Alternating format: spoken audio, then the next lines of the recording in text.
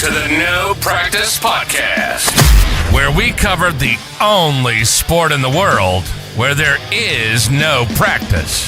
With your mini rod driving host, Adam Kester, Tyler Slaw, and Chase Richardson. Strap in for some debates on the world of pulling, exclusive special guests, and a whole lot of nonsense BS. The No Practice Podcast starts now.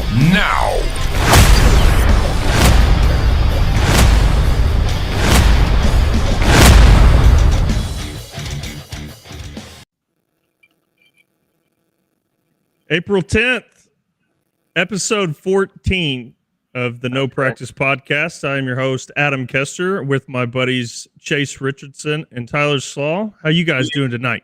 First doing off, good. I owe you both you guys an apology. We are buddies, but I left our final episode on a bad note. We'll get to that later, but glad to be back. Apology accepted. Personal. Yeah. Leave your feelings at the trailer, right? That's right. Right. See, you're Tyler? you're smiling. That's good. Yeah. It's every other Wednesday, it's like when you wake up that morning, you got a long day ahead of you. So got a lot of exciting stuff tonight, but like I said, we're back again, episode 14. Every show keeps breaking records, and no doubt I think this one's going to too. But only because of you two, not me. Okay. Well, us two and Mr. Stevie Fast Jackson, we can't discount him. Oh, we got a guest tonight? I didn't know that. Yeah, I believe so. That's He's got what a I've pretty heard. big following. Yes, he does. Indeed. We're looking forward to that. We can see the Shaken Bakers rolling in already. Stevie Fast Jackson is a host on a podcast of his own, known as the Shaken Bake Podcast. Who is Stevie Fast Jackson again? I've heard He's a drag racer, grudge racer. He just broke some world records, kind of a big deal. Okay. Yeah. We're looking forward to it. We can see all of his followers flocking into our comments. Shake and Bake, Stevie Fast, KTR. We're looking forward to this. Yeah. What about so for those of you, just kidding, we do know who Stevie Fast Jackson is, and excited to have him on our show. For those of you who don't know, this is the No Practice Podcast. We are the biggest, fastest growing podcast in the sport of truck and tractor pulling. And we'll get to this later with Mr. Jackson himself, but truck and tractor pulling is the only sport in the world where there is no practice. So what better tagline than the No Practice Podcast? So we are here every other Wednesday. This is our first non-tractor pulling personality, Mr. Stevie coming on this week. But again, we're here to promote what we call the greatest motorsport in the world. We have a lot of respect for drag racing. Obviously, if we didn't have respect, we wouldn't have Stevie on here. But shout out to all you new fans coming. We're here. We hope you stay with us. We're going to heckle them and give them a hard time, but I promise you, nothing's personal, and we're all buddies behind the scenes. So, absolutely. And just to clarify, when you say tractor pulling, we are not talking a John Deere or an International. Adam's got some of his fine instruments on display back there. We got big, badass blown engines as well. So none of this putt antique stuff. Actually, a little bit bigger engines than what they run. A little bit more overdrive on the superchargers, and a whole lot more attitude than what they bring to the track. I guarantee you. But we'll let them go for now. We can see Mr. F5 Garage checking in here. Pullers tear up more stuff than Stevie. We're going to get into that later this show as well with our Man I Wish There Was Practice segment. If there's one thing you can say about tractor pulling, carnage is just everywhere at events. People are not afraid to tear it up to try to get that win. That's for sure. Absolutely. And like we said, Mr. Stevie will be joining us probably 30 minutes or so into our show, just kind of like we do every guest. First 30 minutes is kind of our time to talk about our sport, some updates. And again, this is if you don't know anything about truck and tractor pulling, you're going to have a good time and you're going to laugh a few times. So we're not making any promises, but we could probably assure that. So welcome to the No Practice Podcast. Glad to have you. So, well, guys, it's been a couple weeks. I think there's been a lot of things been going on. Well, go ahead. You interrupted me, Chase. You might as well throw a tally up there real quick. I was going to ask you a question, but you're too busy fucking interrupting me. For those new people here, we just have to clarify that guy in the bottom there, Chase. He doesn't know how to not interrupt people. So we try to keep him in check. We got a Chase interruption board here. So, Chase, what were you going to say that was so important? Yeah, I mean, also want to say that we're competitors in a class called the mini rod class. We'll get to that here shortly in some of our history. But speaking of drag racing, NHRA Phoenix Nationals, I think it was called on Sunday in the Pro Mod class. Ironically, Mr. Stevie Fast, a Pro Mod racer himself, some tractor pulling guys won the NHRA Pro Mod event in Phoenix. Recent guests of the No Practice podcast, the Team Shelton Motorsports team, Culp Lumber sponsored. Stan Shelton drives one car, Kevin Riverbark drives the other, and our good mini rod competitor and great friend Reese Shelton, who also happens to be a mini rod and tractor pulling competitor, tunes the car who won. So what better timing than on the No Practice podcast, where we have a drag racer coming on that the most recent race, the tractor puller won it. So shout out to our people at Shelton's. That is a huge milestone. And I believe you guys, you may know, is this their first ever event win? First ever national event win.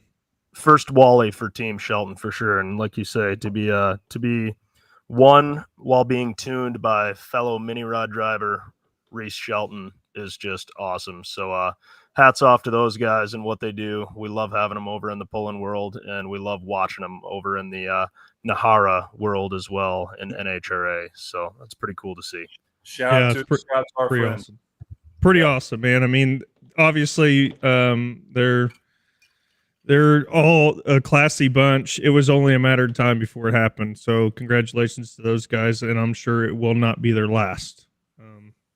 Absolutely.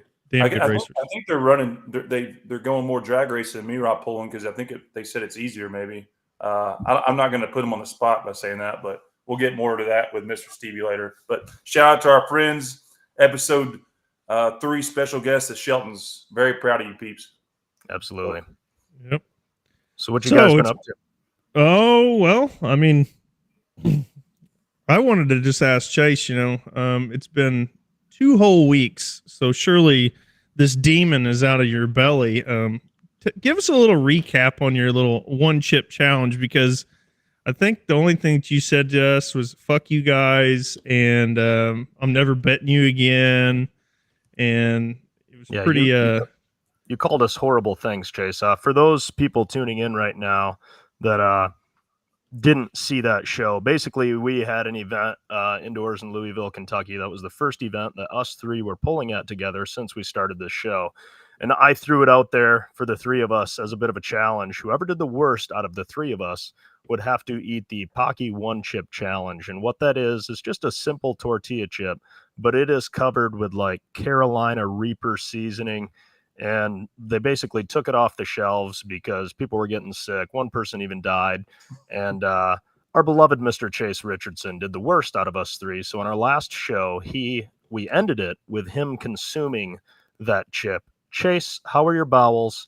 How did it go? He was significantly unprepared. He had no milk whatsoever, despite us telling him he had to go 2 minutes after eating it without drinking milk. The 2 minutes expired, and he didn't even have milk on hand. Very prepared. Right. Yeah, drag racers do grudge racing. We do dumbass bets that I failed to look into. So I survived it. I do owe both of you a sincere apology because I did drop the MF bomb at least a good 4 to 5 times as we recap the end of that show. It was not meant. It was truly an out of body experience like I've never felt before. But we got through it. We lived to see another day, and it'll be the next time we do a 1 chip challenge. I promise you, I will not lose. I may not win it, but I will not lose it. So we'll come up with a new challenge. No. I think we need to run it back one time. As a matter of fact, I looked into how you could acquire one, and as you can see, fans, there's our lovely backstage editor always finds great clips without being told to find them about previous shows. So glad you could share it with all these shake and bake guys. It was instant. You could see on your face the minute the heat hit you. Your eyes like dilated and you just changed, but you wouldn't talk. Yeah. I mean, could you not talk, or was it? Like I said, I ain't no bitch. I may not be good at pulling, but I ain't no bitch. So if I make a bet, I got to hold up to it, even though I failed to look at what it was. So poor little fella couldn't even feel his tongue. Congratulations to you guys for having a good viewership, laugh to laugh show. So speaking of other things that have been going on the last couple of weeks, and by the way, I did get a little flag for it right here. So I survived the 1 chip challenge. It'll probably stay there forever. But Tyler, you and your family always take a yearly vacation to Florida. Nothing says family more than the slaws on Snapchat on a Florida vacation. So fill us in a little bit. Adam, I'd love to get your feedback on what you saw from the slaws and some of the endeavors. There's no better family and ambassadors for the sport than the slaws. So Adam, can you mind speculating a little bit before Tyler? Well, there's a massive amount of respect for the slaws and their abilities. Everybody says people from Wisconsin, the biggest drinkers. I think slaw family might be able to give them a nice little challenge, but it's always fun to, pop up the Snapchat story and see at 7:00 in the morning, we're already hitting it hard. Okay. Yeah. And it's an all day affair, and they do pub crawls, bar hopping at their own pace. Run us through it, Tyler. Tell us how this all goes. I mean, you guys get up in the morning, you guys eat a breakfast, or you go right at it? Well, basically, what everybody refers to when we go on vacation, they're like, what day is it going to be? And we go on this vacation every single year. And one day out of the week, we dedicate ourselves to getting on our pedal bikes. There's no driving involved. And we try to see how many bars we can hit in one single day and have a drink, at least one drink at each bar. And we try to progressively outdo ourselves year after year. So in past years, it's been 24, 25, 26. And this year, the target was 27 stops. So it started at about 7 a.m. We were able to find a bar that was open.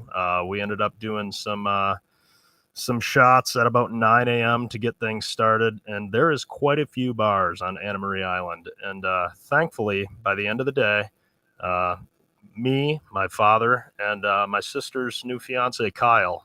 This was his first year on the trip, and he himself also made it to all 27 stops. You can see there we had to go to a Publix. Still together? Tyler, are they still together after this? Yeah, they are still together. We even had to go to a Publix for stop number 7 and buy a 6-pack that we could drink in the parking lot of a bar that we waited for stop number 8 to open. So imagine being this guy and dating your sister and hearing, okay, well, you got to go meet my brother and dad. He only got to stop at 27 bars, but they'll love to have you in the family. Yeah, he kept up. It was kind of his initiation or his hazing. Can't wait to meet this guy.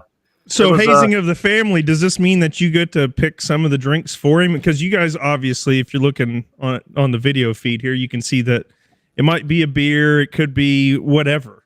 Like it's never the same drink over, which my stomach would probably be flipping upside down if I did that. But you guys have to, keep an eye on him that he isn't going up there and getting a vodka and tonic and it's actually just water or anything, right? Oh yeah. If anybody knows Bruce, my father, there's many times he goes to the bar and he'll order for us to make sure we're drinking what we need to be drinking, including that shot of Sambuca at about 9 a.m. That really gets the guts turning just right. There you can see Bruce cheesing. So yeah, that's what I've been up to, and it was a success. So next year we're going to go for 28 stops in one day. So maybe if we can get Bruce, if I'm doing the math right, if he drank 52 beers in one day, right? 24 hours? That he did. Some way that we can get him to drink at least 53 beers next year. I don't know. That old boy's kind of out of his prime. I don't know if he's got it in him to drink 53 beers in a day. Sounds like a challenge, Pop. And by the way, all you drag race fans, we are tractor pullers first. We take competition really serious, but this is a competition we had to put on display. This bar crawl challenge. So don't want any stereotyping or within the first 15 minutes of our show. Well, I'm gonna say since the pulling tractor, I'm not saying I don't accuse anybody of drinking and driving, but I would say that I would feel a little bit more comfortable climbing in a mini rod going 40 mile an hour down the track than I would pro mod at 250. Yeah, after a hard night of drinking. Our sport is very professional. We don't mix, drinking before, taking part in competition or anything like that. Not what it looks like. It's not what it looks like. Yeah, when you're on vacation, might as well. And I haven't been up to much else other than talking about going to 27 different bars. So only one of us has had a beer can drop out of a pulling vehicle while we were running, and it's not me. That's true, Chase. That's not a good look. It's not a good look at all. I don't know. Whoever did that has some real problems. Yeah, very unprofessional. Adam, how about yourself? What have you been up to lately, Adam? Well, it's been quite a whole week here. Started out last Tuesday. Monday night, Tuesday early morning. Had some bad weather. Had to carry my dog down the steps. He was shaking like crazy. Phone alarm was going off, tornado warnings, blah, blah, blah, blah, blah. I went downstairs with the dog. My wife was in Tennessee at her mom's house, and we survived, but man, we had some pretty bad destruction at my buddy's house, at my uncle's farm. As you can see here, Rodney's got a few trees in his yard that were completely snapped. One of them in his house, in his living room. So first thing I did when I got up Tuesday morning is ran over there with a couple chainsaws, and we cut wood all day and tried to clean up at his place. Just a lot of carnage around our area, and like my uncle's farm is about a half mile away from me. They had numerous buildings tore down and lots of damage, where I had 1-year-old kids' toys on the front porch and a plastic radio flyer wagon. Didn't even move them. So we're very lucky that we didn't sustain any damage or have any problems up at the pulling shop or anything like that. And then you're for those that don't know, Adam is in the Evansville, Indiana area. Just yeah, not far outside of it, right? Yeah, this is up by my uncle's farm. There's numerous houses that are missing, like, all the trusses are gone. Roofs completely off of houses. Now that's an open concept home, no roof. Yes, and that's my cousin's house right there. He had a gazebo down by the pond, and it put wood through his windows of his house and stuck in the wall. There's another house with the roof missing off of it. I mean, it's just very, very scary stuff, man. I was looking out the window. I didn't see anything, and they said it was an EF2 tornado, so very lucky. And then we go from that, terrible weather and all this stuff. Fatalities, right? Give me an interruption. No fatalities. Nope. Okay, nope. Good. Everybody's safe, and then so we got them all cleaned up. Everything's kind of normalizing. People are finally getting power and everything, and then boom, we had the eclipse yesterday. So we were right. We were right in the line, right?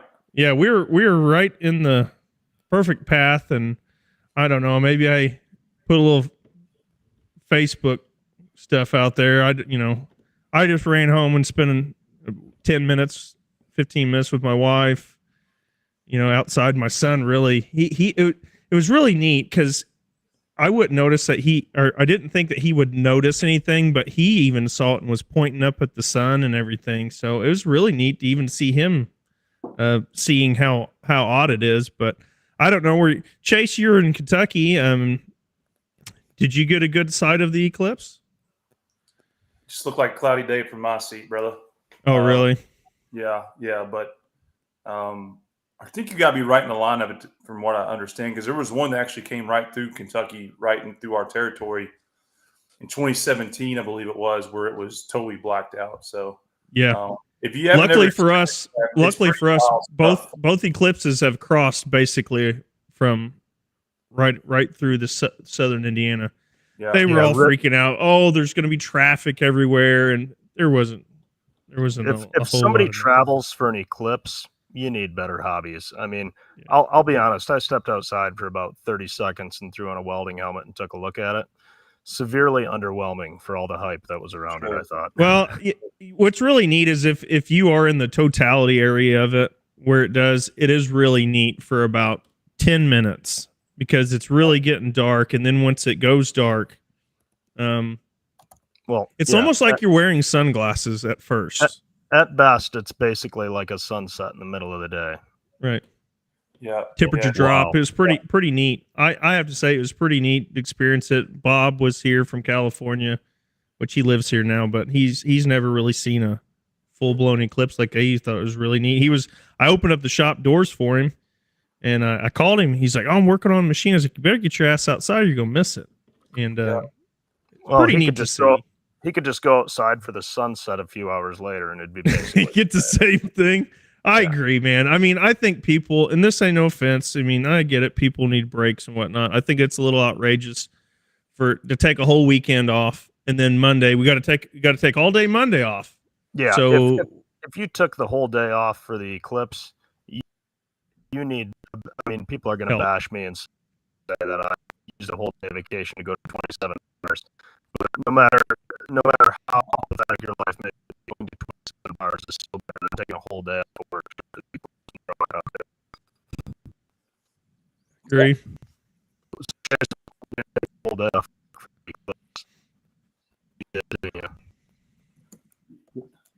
He did. Yeah. Yeah. So once again, you Shake and Bakers and drag race fans, love and thank you all for joining us. Please feel free to shoot out any tractor pulling questions because, again, we're here to help grow and spread the message of what we call the greatest motorsport in the world. When we get Stevie Fast on here shortly, we will kind of integrate with his drag racing model, but we love having you on here. Shoot some questions away. We'll try to answer them as we can. But it's almost that time where we get to the segment we like to call Man, I Wish There Was Practice, because, again, in this sport of truck and tractor pulling, there is no practice. So, Tyler, I think this is kind of where you take the floor. And backstage guy, give our new fans a little intro for them. I believe we have a video for this. Hopefully my Wi-Fi is better. Am I? The No Practice Podcast. Man, I wish there was a practice segment. Oh my God! All right. So our Man, I Wish There Was Practice segment is where we feature a video of a pulling tractor doing something it's not that great and not that it's supposed to do. So we're going to be featuring a video of a 4-engine unlimited tractor in Bowling Green. And already there are probably some people that know the video that we're talking about. And that is of a tractor that, Adam just left us. Do we have our video from backstage of this going down? Here we go. We've got this tractor in Bowling Green, Ohio. It's at the starting line here. And for those of you not familiar with tractor pulling, that is 4 blown engines on one chassis. We see the tractor leaving the line. He goes wide open, and you can see the chassis kind of torquing up, and we see one motor kind of hanging off. And what just happened there in the smoke and the steam is we've got 2 blown engines now lying in the dirt off the chassis, while the other 2 are kind of hanging off the side of the chassis. So, I mean, you call it the better part of 8,000 horsepower being dumped off into the dirt, and you can see their crew coming out, and there's just engines scattered everywhere. I mean, how bad of a wreck do you get where there's multiple engines scattered all around the track? Guys, were you there for this? I personally was at the end of the track, and I remember it very clearly. I was at the starting line. I was actually standing not too far off the starting line, sitting on the wall there. And you kind of see it go, like, take off to the left. And I don't know, it was like he really hit the brake, and that's what kind of got the front end going back and forth. And once that first engine let go, it was kind of like, you know, that bridge collapse. Once you take one thing away from it, the rest of it's going to fail, you know. Yeah, we're really going to crazy. One of the team members from this incident and get their input on it here if he answers, hopefully. Hello. Brad, how are we doing? Good. We got you here live on the No Practice Podcast, just breaking down this infamous video that I'm sure you're oh so familiar with and love being asked about, where the motors dumped off the tractor. Walk us through, from your standpoint, what happened there before, after, and during. Before or after? I mean, take your pick, sir. We're watching a slow-mo right now, so walk us through the during, how that happened. Oh, I don't know. I was standing at the starting line when it all happened, but it's just a combination of a lot of probably bad decisions that were made that day that showed up. Well, it was impressive to witness. I will say. Sure. Were the motors okay? They were. They just needed to be plopped back on there, right? Yeah. Yeah. We had it back together. I think we were in Sandwich. I think Sandwich was the next one, or we were running mod class then. So a week or two of work, and you're basically back to the track. No problem. Yep. Yeah, I think he had some issues with the I think the next time they put the engines on, I think they broke like a throttle cable or something, or throttle bracket broke on it or something. Was the dumping only motors damage off from that whole pretty thing. hard on throttle cables as a whole, Brad? I think it got. I think we missed one. Got some fuel lines, couple throttle cables, fuel shutoffs, stuff like that, and like I said, we got it back together. Went to sandwich, and I think Adam's right. I think we had a throttle. We missed one of the throttle cables, and I think it broke. Yeah, well, I mean, you had more important stuff. It's the only time I really recall people were backing pickup trucks out onto the track, and they were just lifting multiple engines into the truck. Yeah, I was just glad they were there that day with their trucks. Both of them had their trucks there, and I think what was more impressive was the cleanup, because they had it loaded in the trailer and were gone faster than the class. Yeah, the cleanup was 10 minutes later, I feel all the engines were in pickup truck beds, and the tractor left the track with a single engine on it, correct? I'll bet if you ask around that when we're done pulling, we load up and get out. We're probably one of the most efficient in that department as far as getting going. So, and that's whether all the motors come off the tractor or not, correct? Yeah, that's not, no matter what happens. Efficient at leaving. I like it. Tell us about the difference between the tractor that we've got on video here and the combination that you're currently running. The tractor that you'd see in the video, those were some of our earlier mod tractors class, and everything on them is built a lot lighter. And then back then, the way we had them fastened to the gearbox at that time, we were, using 2 bolts. And 2 bolts per motor, or 2 bolts? 2 bolts per clutch can. And then there was 1 bolt. Basically 3 bolts is what held the motor on. Yeah. So you got like 12 bolts holding 4 engines on, right? That's a good ratio. Yeah. Basically, that's how they did it back then. Yeah. Ours wasn't the only one that way.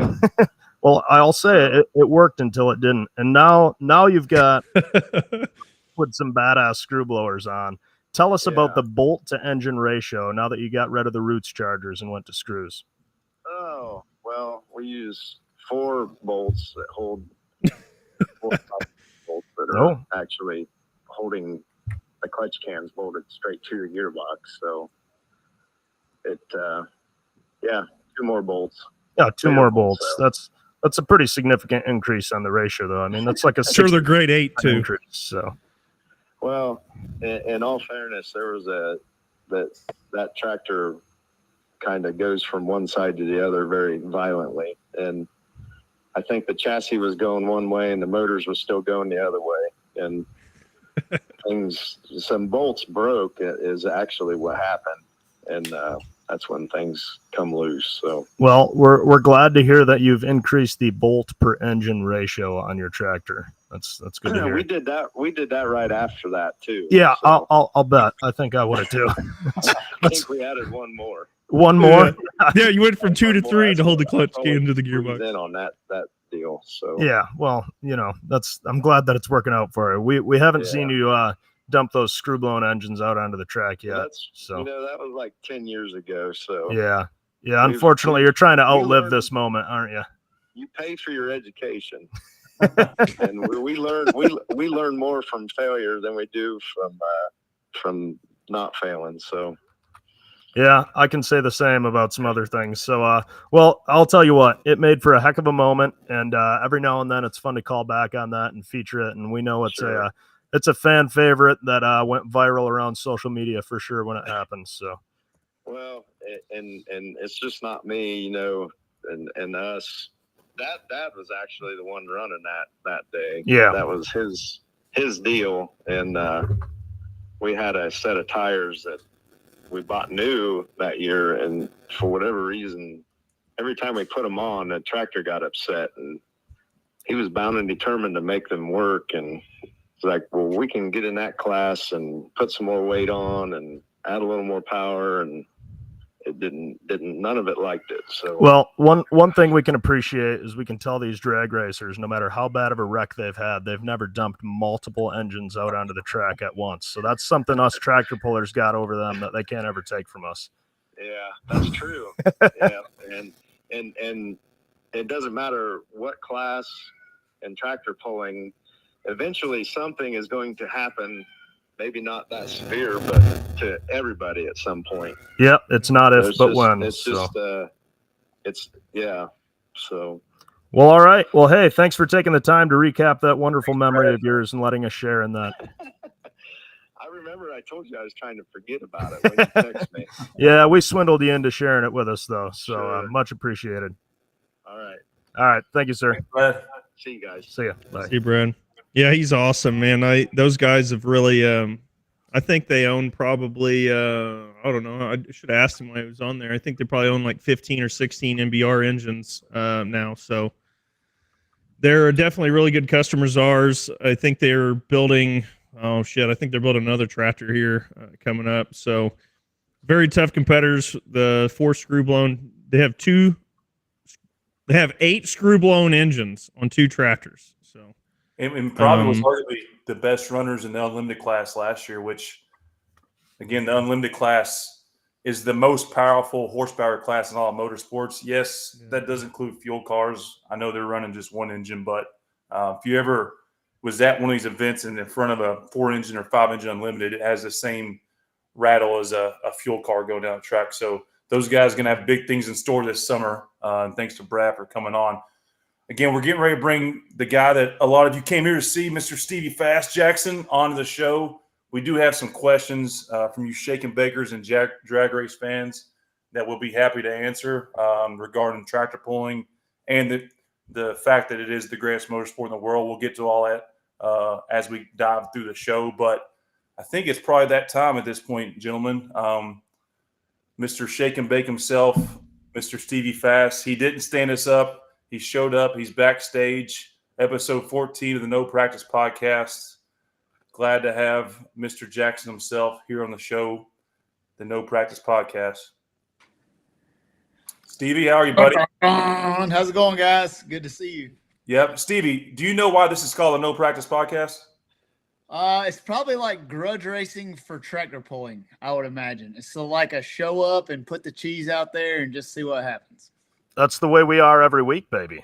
That's all there is to it. Yeah. What is the only sport in the world? I've been having to do some tractor pull that I felt like I kind of knew what else I don't. Yeah. Well, it is the only sport in the world where there is no practice. If you or anyone else knows any other ones that exist where the practice doesn't exist, please email us or send us a Facebook message. But the No Practice Podcast, people go to the driving range. Grudge racing's the same. Only place where you show up. So there is. We don't want to, but off the grudge on the show. Stevie, you got a little bad connection there, man. It's tractor pulling. We don't do this nonsense. We got to have good connection, not none of this shaking and baking with our internet service. So, maybe bad. Give us a little testing. 1, 2, 3 there. Come on. Yeah. Okay. So I think what you were trying to say there is grudge racing. There is no practice. Is that correct? Well, like a lot of guys will grudge race and for 5 or 6 weeks or grudge racing is the pure form of grudge. A racetrack you never been to, and that's pretty close. Steve, it's the best I've ever heard you sound because I can't hear you.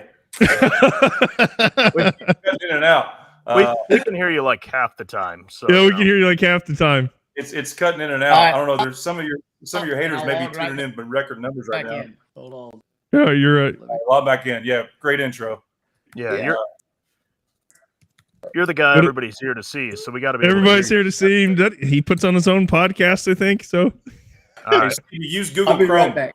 I mean, I've watched the Shake and Bake podcast, and this happens from time to time where you get bad service. And, I can't talk any shit on that because it sounds like I was lagging pretty bad earlier too. So no, I already had to switch my internet too. It must be the was he trying to say grudge racing is like tractor pulling? There's no practice? I mean, I think so, but we're going to have to get old boy back on here for that. I think they do like a chip draw. I could be wrong. You show up and they kind of do a chip draw, and then you kind of just the chips you eat. Yeah, one chip challenge. Yeah. So, again, I think if our backstage guy can find some questions, I know I've seen a bunch of them coming through from you new fans we have. One of them was mentioned, do we come to the Northeast? Our season primarily runs in our class specific, the mini rod class is more of a national level organization and probably one of the most popular classes. There are thousands of pulls across the world. There's a lot in the Northeast. I think the closest we get to you all, I know there's an event in Langford, New York, outside Buffalo that has our class there specifically. Get into Wellington, Ohio, outside of Cleveland, Ohio. I think it's about as far as Northeast we get, but there's plenty of tractor pulls somewhere nearby, but probably not the ones we're going to be attending. So not to be confused with full pull, the betting and the live streaming stuff. There's a Full Pull Productions that has classes in the northeast. Northeast, yeah. Yeah, Richard Love. I got a lot of guys pulled with them. We got to kind of split up and go in our areas, but he kind of takes care of that up there. So. There's our boy Stevie. How you sounding there? How's that Wi-Fi? It's that better. Better? Yes, it is better. Lots better. All right. So what were you telling us? You're saying grudge sorry racing, about that. First no of all, practice. I want to welcome everybody to the drag racing version of the full pull. I asked if I could drink some beer. I assume that's okay. Yeah. You must. Is that beer though? I mean, what is that? Yingling Light Flight? I'm a race car driver, buddy. I got to be low to the ground light for speed. I don't have time to be messing around with all that overweightness. I got to be slim and trim with my fighting weight. I was saying that the only type of drag racing that is a show up and get down with it is off the trailer grudge racing. It's my favorite type of grudge racing. You show up at a racetrack, no test passes, no bullshit. You pull your money out and try to take somebody's house. There you go. Doesn't happen a lot because everybody's heart pumps Kool-Aid in the grudge world these days. But it's kind of like what you guys do. I hear about you driving across the country, unloading, making one pull and going home, or continuing, and that's badass. What y'all do is badass. Yeah, the only difference is, Stevie, in all due respect, I'm a fan of drag racing. I've heard about you. I'm not sure if I'm a fan yet or not, going off your internet connection. But grudge racing, Stevie, asphalt is asphalt. They make asphalt the same in Tennessee as they do probably in California. We pull on dirt. Our playing surface is dirt, and you can't manipulate dirt like you can asphalt. So, to all due respect, your grudge racers, I'm sure they're great at what they do, but we'll get more into the interesting dynamics of tractor pulling that a guy like you would probably. I think you'd be a star. It'd probably just take you 4 or 5 years. Yeah, I'd probably have that shit dominated in about 2 weeks. Yeah, but we're gonna find out. Y'all keep talking shit to me. I'm gonna build one, and then we'll see. Yeah. So the question is, we need. That's what if you start out, I mean, mini rods obviously the best class. Now, if you just want to take all your shit that you own and put it on one vehicle, then you could really be a badass. So I think mini rod, I think, is my favorite class. But is there a rule on how many engines you can put on an unlimited one? None. No, you just have to fit inside of an 8,000-pound weight limit, and you have to fit in dimensional restrictions. Nothing can extend so far from the center of the rear axle forward. Yeah. But there has been guys with 5 and 6 engines on. But I mean, it seems like the high, right? They don't work well because of the weight balance.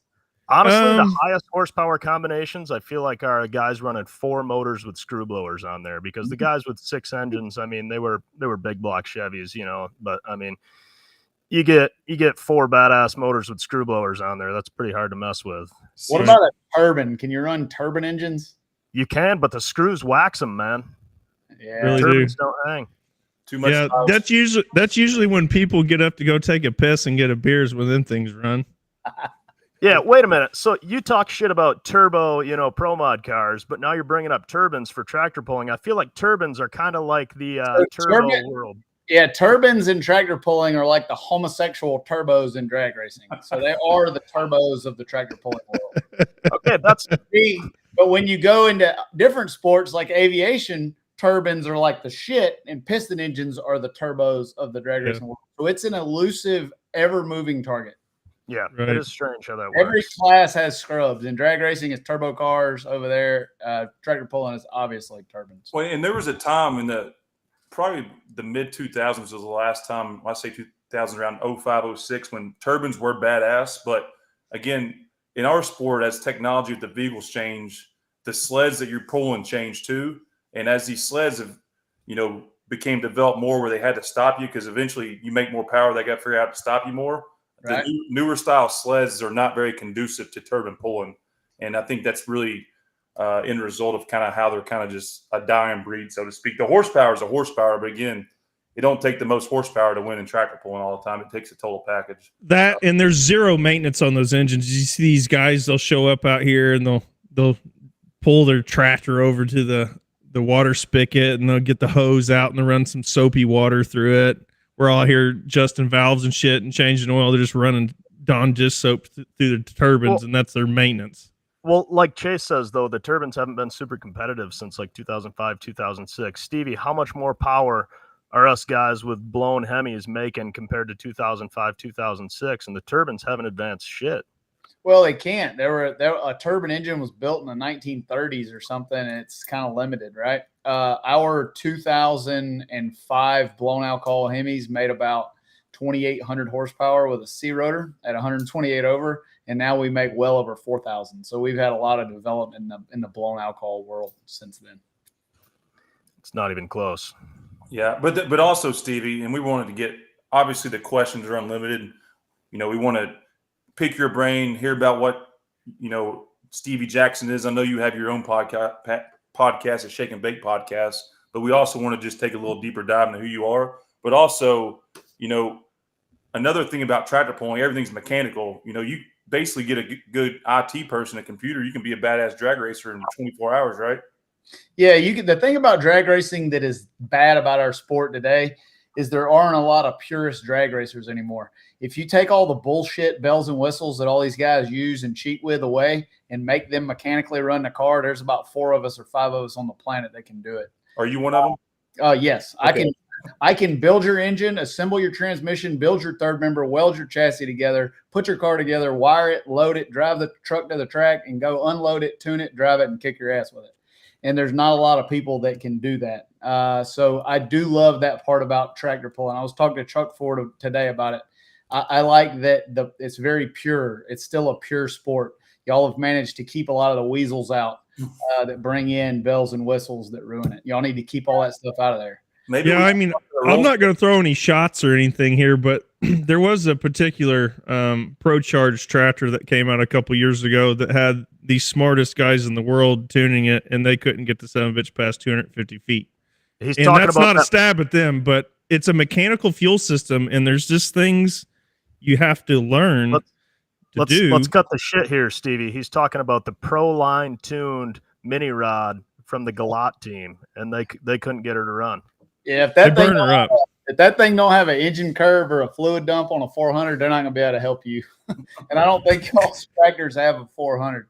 So there's not a lot of folks that can do that. But what the other side of that is when you can run a mechanical fuel system, when you really understand it, and then you go get bells and whistles and run EFI cars. That's one of the reasons we smash world records like we do, is because we understand how the hard way to do it is. And then when you get a keyboard and some toys, it's pretty simple. It's pretty. So that is still your preferred method. It depends on what we're doing. So they all have their advantages. My car is mechanically fuel injected. It's the quickest radial tire car in the world by a bunch. And it is the quickest and most feared door car in the world. And it's mechanical. And I built it mechanical, not because I think it's better, just because everybody told me it couldn't be done. There's benefit, like our nitrous injected cars that KTR fields have to be fuel injected. There's no way to put enough fuel into the engines and the RPM range that they run to make them live. They just simply will not run at the ET that we run. So there's pros and cons of both. We can run it all. So needless to say, on this show, sometimes we try to influence tractor pulling rules, I think it would be a good idea to bring you on as a tractor pulling rules consultant, because you can kind of tell them. I can tell you everywhere that they can and will cheat and have been doing it for decades. Yes. You could be the crystal ball for tractor pulling. Yeah, I can tell you, when you let coil on plug in, it's one wire away from traction control. When you let EFI in, it's one wire away from putting GPS on it. The engine, the fuel curve runs the engine. And people think you got to control timing to have traction control. All of that's bullshit. You just need something to know how fast that thing's going and how fast it's supposed to be going. And that's all. Yes. Thank you. There was a while where they I think it might still be legal that you can run like a MSD Pro Grid. And so I bought one. And I started diving into all the different things all the things you could tie in with the race pack and everything, with the slew rate, with the throttle and the wheel speed and how fast your GPS is moving. And I'm like, I don't understand how the hell we can run one of these. And I don't think the people that okayed it really knew what it was capable of. Because, I mean, how close is that to just building your own traction control? Yeah, you can do a lot with it. I actually had and still have MSD Power Grid serial number 1 and ARC Module 7761 serial number 1. The first one of those MSD made, they sent it to me and tested it and almost killed me. But yeah, you can do anything that you can do to manipulate timing over time is pretty open. And the thing about your sport is making power is good, but being efficient with it is king. It's very akin to drag radial racing.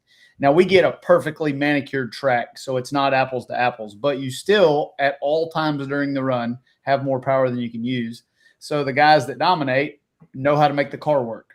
And I feel like I'm a better big tire racer because I learned how to radial tire race first, and I learned how to manage power in a very finite way. And then when you get a big tire and a good track, you just haul ass. Same way I would imagine tractor pulling is. If you can be efficient, you don't have to have the biggest stick out there. You just got to be able to use it. Right. I would agree, but the biggest stick never hurts either, does it? It's always good to have a big stick. But sometimes you wind up upside down because of that, unfortunately. Yeah, so the home run hitter strikes out the most. Speaking of tracks, across, since you've raced everything like grudge racing, NHRA, to kind of take us through all the different types of racing that you do. So I've been racing for the better part of 30 years, and I have been professionally racing for 20. I've raced in nearly every continent, in nearly every class, from the very a bracket raced one time. I realized it wasn't for me. Other than that, I've done small tire racing, small tire slicks, unlimited drag radial racing, unlimited pro mard racing, door car racing. I've driven top alcohol dragsters and funny cars. I've raced motorcycles. So there's not a lot with tires on it that I haven't raced. Pretty much a top to bottom thing. Anybody that knows me has heard me say this 1,000 times, but I'll say it on your show too. I never grew up as a kid wanting to be a fireman or a police officer or president. All I ever want to do is race cars. So as soon as I got something with tires on it, I started racing it. Gotcha. So I get my question leads into all these different places that you go and race. Now, my partner, Bob Miner, he races top alcohol dragster, and he says, or top alcohol funny car. And he's talking a lot how, like, obviously they're trying to slow fuel cars down. So they've kind of, every time they put an engine rules package in or something, the cars seem to always get around it and still haul ass. So he said they've really been messing with the track prep, and maybe they're not prepping it as good as they could. Across all the racetracks you go across, who preps the tracks the best as far as like putting the power down? Is it NHRA or is it some of the other stuff? It's definitely not NHRA, but it's not because they couldn't. It's because, as you just said, they prep the track in a fashion to maintain parity between the classes. So consistency. Right. If they make the track too good, the top fuel cars will run too fast. And our sport in NHRA drag racing is built around the wow of the top fuel dragsters and funny cars. So they mold the racing surface after that class. And just like that, if they make it too good all the time, I think that the show gets boring. I think if you can always use all the power that you have, it's just whoever has the most cubic dollars gets to win. And I like it. I like it a little rough around the edges. So I think that it's a deeper question to just ask who preps it the best, because I think all of them can. It's whoever wants to, right? The other thing about track prep, I'm against over prepping any racetrack, because if the fans come in to buy a ticket, you might get a third of those fans that have never seen a drag race before. If they spend a third of the time watching the tractor go up and down the racetrack, dragging and spraying the damn racetrack, you may lose that fan for the next time. I would rather get more racing and less home run ball, and let's see who can tune the damn things, and less prep. PDRA does a great job at prep. Any other racetracks that offer private rental, Wade Rich, Tyler Crossno, South Georgia Motorsports Park right now. All these are great racing surfaces, and we have way more tracks than that are really good at it. But drag racing and track prep is just like everything else in life. It's how hard you work at it. It's not who has the magic sauce this week. Right. It's work on it all the time. Right. So like this past weekend, I seen they had the top end of the track problems with some issues. Did that bother anybody? Well, they actually scrapped our Friday runs. The asphalt was actually coming up down racetrack, which is not really okay, we are slowing the cars down. It's we slide around and die down there. We're traveling at 200 to 300 feet per second down there with not a lot of downforce. No downforce. Yeah, it's hairy down there. So that's kind of one of those things that's not really in everybody's control. It's asphalt. Asphalt does funny stuff sometimes. They sprayed some glue over it, and the asphalt was coming up. They waited the next day, come and fixed it overnight, and it was pretty good. Speaking of last weekend, Stevie, the team that won and the gentleman that tuned the car that won in the class you participate in, he takes mini rod pulling really, really serious. Yep. Hard nose, and he just kind of jacks around and screws around with the Pro Mod card, and he happened to win. I can't tell you the last time he won a tractor pulling event, but shout out to Shelton guys. Those are good friends, and no pun intended by anyone, but we all like to root for our guys who like to have a good time in their little side hobby. And I know NHRA Pro Mod Racing is no joke, but would you mind talking about, because the interesting part to me, Pro Mod Racing, especially at that level, you have to have a good team, right? It's just not one person, it's a team. And like all of us on here, and I would say 99% of pullers work on the engines, tune the engines, set the vehicle up and drive them. Whereas a Pro Mod and all the drag racing teams at that level have a team. So first, how hard is it to build a team? And secondly, like what all goes into getting that car to the strip at a NHRA event? First of all, huge congrats to Stan Shelton, Team Shelton. And I call him Kevin Riverbank or River Snake, depending on whether I'm mad at him or not, but Kevin Rivenbark on kicking butt. Stan Shelton has put together a very good team. When you speak to putting together a team, the racing team is 99.9% of the race car success, and it is the absolute hardest thing to put together that there is. People is 90% of why we succeed. All of the work and winning is done at the shop before you get to the event. And look at old River Snake smoking her down through there. Woo, that Who Charger whooping up on that slow charger. But serious tractor pullers that's just messing around with drag racing, by the way. Yeah, it was their first day. They come over there. Look, Kevin even looks like a tractor puller. He really does. Yeah, he's got some boots on under there. He's got some work boots. Looks like he drive 4-engine mod. Yeah, but finding the right people to work on your team is the hardest thing that we do. Finding people you can trust, that we really put our lives in these guys' hands. These things are really dangerous. NHRA Pro Mod past the 660 feet mark, past half track, is it is the most dangerous thing I've ever driven. And I've been way, way faster than a lot of other stuff, but we purposely build them to be basically as unsafe as you could make it. We're limited on power. They don't let us do anything to make the car fast. And getting the right people around you that you can trust to put your life on the line and know that they're doing a good job, that are making good decisions, and that aren't going to leave you at the beginning of every race season is hard. Well, so our class, I would call it pretty dangerous. It's not nearly as dangerous as a Pro Mod car. I'm not going to even get on that topic. But the fact that we probably just run one time a day or per event, like we ain't making 3 laps in one afternoon, so to speak. If you were to just have that setting where you just ran once a day, do you think you could get away with not having a huge team, or is it just a requirement, Stevie? If you want to win, it's not that you have to have a huge team. What it takes at our level is full-time employees. Like we all have guys that their entire job is that race car. And the big teams like Stan, they have multiple full-time employees. So if you were just running one time a day, I would just get some of my buddies out there and I'd do all the work and we would just go out there and have fun. Yeah. Like I would. I don't think it would take the preparation. Our problem is never making the first run because we're prepared when we get there as adjustments. It's when we have to do it again in 25 minutes that takes all the people. Yeah. Well, no, we'll give you – maybe we can get to it later. We'll give you a mini rod to run, and you can just bring all your crew to the event, and I'm sure that'll put you out front. Oh, no. We will – if we don't know what to do, we've never seen anybody tear up as much shit as I can tear up. Yeah. He told me when I was a kid, you can tear I don't know. I don't think he's ever met Adam Bauer. I don't know, man. I can tear up a lot of shit. Yeah. More on that later in the show. I think it's time for our ever favorite segment, Mr. Slaw, if you want to introduce Stevie to the – Yeah. Stevie, we do a little rapid fire segment. Question after question, quick answers. They don't even have to be the right answers, but they got to be quick answers. No Stevie, need you to watch this podcast, right? You've watched this. This is a big deal. No. He's got better things to do.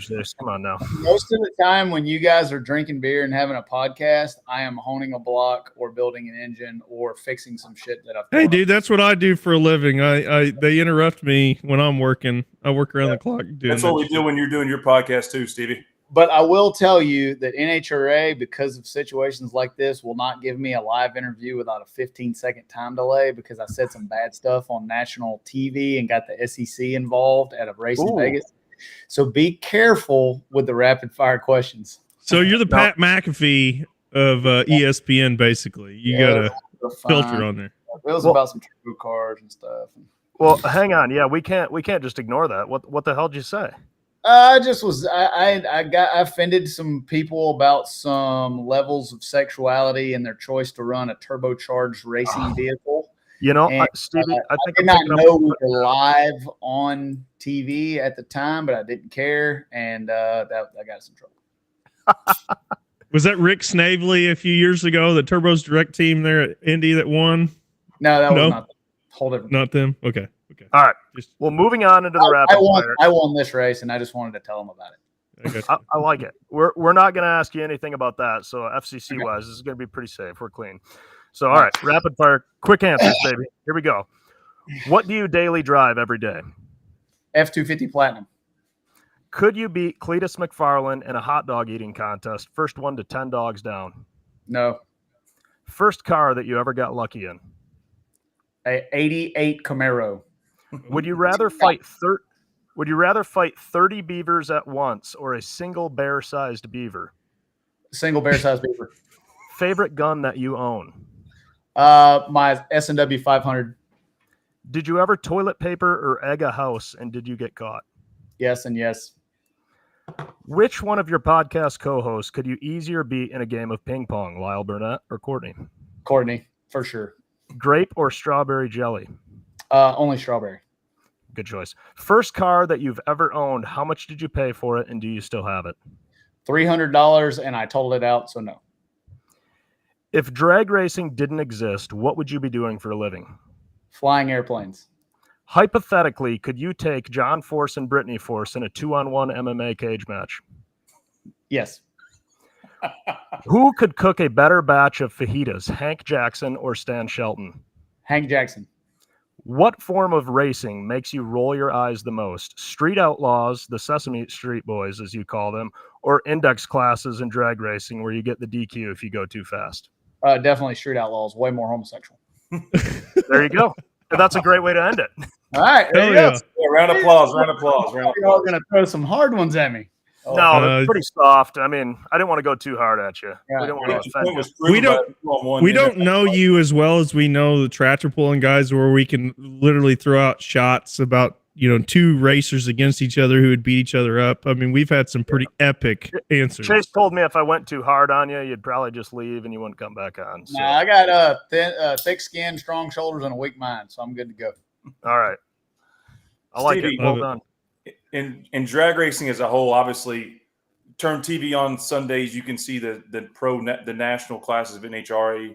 Pro Mod is kind of in the background. I know there's a lot of things going that you all are trying to elevate it, but what is it? I don't understand, because I'm a motorsports fan. Why is Pro Mod not on a higher level in terms of just at the highest national level? Why is there not more sponsors? Because am I mistaken to say, but it's probably the most difficult class to drive and probably the most dangerous class in terms of driver, and it takes probably the best complete team to win, from what I've heard. My perception of it, and I'm involved in the background on a lot of this. First of all, Pro Mod is not an NHRA pro class, meaning we're not considered a professional class. We're the fastest of the sportsman classes, even though most of us are professionals. NHRA has approached us about being a pro class, and as a class as a whole, we choose not to do that for the simple reason that NHRA wants us to compete at 24 events every year. The enthusiasts that make up our class, 90% of them are business owners like Stan Shelton, who have a job outside of motorsports, and the class would not survive if we ran 24 events a year. So part of the reason that you don't see us on television as much as Top Fuel, Funny Car, Pro Stock Motorcycle is simply because we're not a pro class. Those guys, we are now on the FS1 main show. Every race that we go to, we're at 10 NHRA national events. And we have to pay for that. It's a big commitment to get that TV time. We feel like it gives us a good dollar revenue, a good ROI on our sponsors. But that's your main reason that you see Pro Mod not as much in the limelight as the other classes, because we're actually technically a sportsman class. I believe that it is an elite form of motorsports. I think it's harder than you can ask any Top Fuel or Funny Car driver or any Pro Stock driver, and if they're giving you an honest answer, they'll tell you all of those cars are easier to drive than a Pro Mod. Half of them won't even drive a Pro Mod. No shit. Yeah, because they're very difficult to drive. You can't really spin around a Top Fuel car or a Funny Car. You can just kind of ram it into the wall, but you can't really spin it around backwards at 250 miles an hour. So it takes a unique, crazy individual that wants to do what we do and run quarter mile. Lots of people do it in eighth mile, and that's cool. I'm an eighth mile racer too. But when you hear people downplay NHRA Pro Mod and what it takes to hold that thing to the floor for 2 more seconds, it does not sound like a lot, but I promise you that last 660 feet will tell on you. It'll make a man out of you, and it'll show you who's got a big old set of cojones and who's got some ant balls. Gotcha. To double down on that, Stevie, obviously everyone sponsors, and sponsors drive revenue. NHRA Pro Mod Racing reminds me a little bit of kind of where we are in tractor pulling. Like, we have badass equipment, and it takes a lot of skill. We're talking shit with you, but I really think if a guy like you took a dive into what we really do week to week, it would be like, holy shit, how do I not know about this a little bit more? So ultimately, from your standpoint, what's the biggest thing to get sponsorship and more money into something like that, like an NHRA Pro Mod or tractor pulling? Is it just viewership? Is it TV coverage? It all is uniquely tailored to what you're selling. So is you got a class title sponsor this year, and yep. Sounds like there's some motivation, get the right people involved to kind of bring that to life. So good to get that feedback perspective, because that is a very frustrating topic. And pullers are crazy, and we do have a fan base and following, but despite our technology and the equipment and what we're doing continue to advance, it's kind of been at a stall in terms of revenue for 25, 30 years. So it's good to hear that feedback from someone like you who lives it from a different side of the fence, so to speak. Yeah, this year is one of the first years that we've had a non-motorsports class sponsor. It's way easier to get companies that are your buddies, that you hang out, that you buy products from, to sponsors. This year we're sponsored by Congruity HR and ITRG EV Learn. And we're branching out as a class to try to see how we can leverage the eyeballs that are on our sport into the deposit account of the sponsor, and that way at the end of the year, when we ask the sponsor to come back and write us a check, it's not hard to get. And there's a lot that goes behind the scenes. Selling a sponsorship is the easiest thing you could ever do in life, and I mean that. Fulfilling on the obligations that you say that you're going to do after you cash the check, that's hard. That is right. I'm sponsored by a pretty big company, I would like to say. No, Shell Rotella, they've been behind us since 1998, so we've been able to carry a sponsorship for a long time. I'm always like, I'm big into like trying to grow our sport from a sense of, just all around the show, the rules, and all this stuff. I've been an avid NHRA watcher for numerous years. Pro mods used to I live south of Indianapolis, in Indy, south in Indiana, about Evansville area, and Indy's our big race we go to every year. And I can remember when there would be easy 30, 40 cars that come to Indianapolis for the U.S. Nationals. And I've also been kind of paying attention a little bit more to the rules. How frustrating is it that they are the biggest picture of drag racing is NHRA and the product they put on Fox Sports 1 and all this stuff, but having to deal with the constant shit of changing rules maybe weekly. I mean, that's got to be frustrating for you guys it always seems like if you're not sandbagging, and you're kind of running all out, they'll come after you. They're always trying to keep parity in each of the classes. How frustrating is it trying to understand the rules of a pro mod?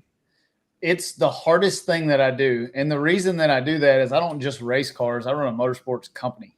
We sell engines, we service engines, we build and turnkey race cars, we field cars, lease cars.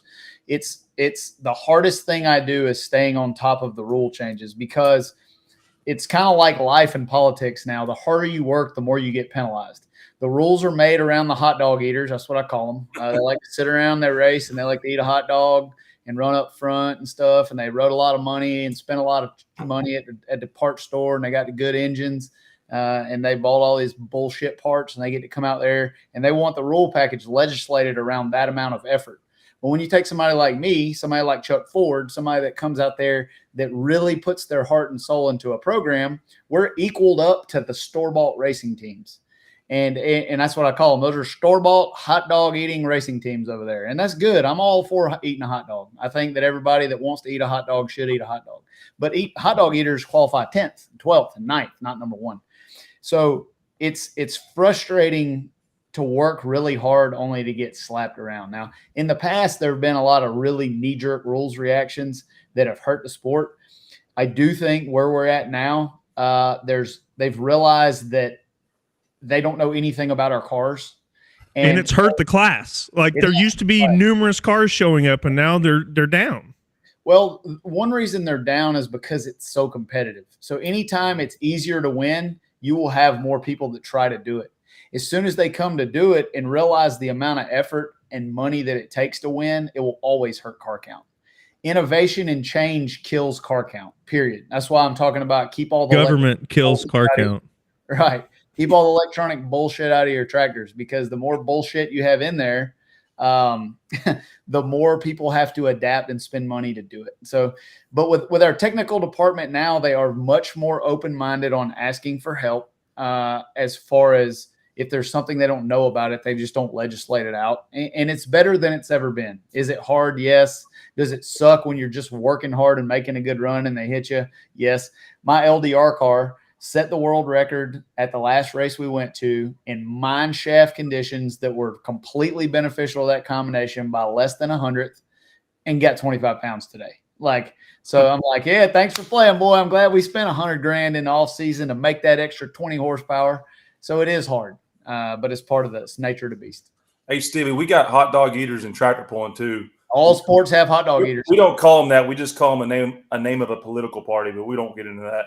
Yeah, that's the same thing here. Same thing. Chase eats hot dogs like corn on the cob. Yeah. Well, there's a difference between enjoying a hot dog and wanting to do it while you're at work. There you go. Big difference. I like it. Oh, that's funny. All right, Stevie, you built the Shadow 3.0, had it built, however you want to call it. You said you were going to build it to race everything, run everything. Why aren't we seeing that thing at a single Nahara race this year? What's going on with that? I built the Shadow to be the quickest and most feared bore car on the planet, to set the record in every place it races. It took me 2 years to build it, a lot of manpower and a lot of financial devastation to build that thing. And it's not built in the spirit of the Nahara racing. I didn't build it to go out there and I call it the Shadow is like, so you got your woman that you take to the ballet. Oh, I'm liking where this is Shadow's going. the girl you take to the strip club. Oh. She's not all a little rough around the edges, huh? Built to get the job done. All right. Right. And it's hard to build a car that if you're going to build a car to be the quickest door car in the world, it's not going to be an NHRA legal car. Now, will you see it in NHRA? Possibly. It may make an appearance, but its purpose is to crush people. It is the flagship vehicle of KTR, and it is built to show the world that we build the biggest and best horsepower in the world, and we know how to run it better than anybody else. And if there's any other drag racing companies out here who dispute that, all they have to do is get all the cheese out of their bank account, put it up. You can make a date with the Shadow. We'll go into a racetrack on a Tuesday afternoon. Don't need a crowd. Get in your pockets, and let's see whose heart is pumping Kool-Aid. And you'd even build a tractor pulling motor too, right? Hearing how easy it is to win over there, huh? So me coming on the podcast is not out of charity here. It's not one-sided. KTR offers many different options for your tractor pulling needs. No, all bullcrap aside, we love the tractor pulling market. I like the people that race in it, and we definitely build and service those types of engines. And we're a unique company. We don't you don't just really you don't come into our showroom and you don't pick the phone up and just order any part. We like to do business with individuals that think like we do. You gotta kind of fill out an application to be a KTR customer, which sounds funny, but it weeds out the hot dog eaters. We don't have hot dog eaters here. If you're not serious about winning, I probably won't sell you a motor. Like, I like for my stuff to run up front. But we do service any type of blown alcohol engine, any type of NA motor, big block Chevrolet, super comp motors, LS engines. We do all of it, but we're extremely loyal to our customers. If you're a KTR customer, I can tell you probably probably own a weapon. You like Chick-fil-A, and you can trust them with your life. So that's three things you got to kind of be on the KTR application.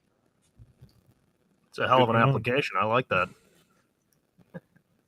Stevie, so obviously whenever we get you potentially in a mini rod, we can probably market something and act like it's your engine and your tune up on it. And when you're kicking everybody's tail, we'll get to that here in a minute. Another question I got to ask, you may say this on your podcast, but I don't think I've heard it.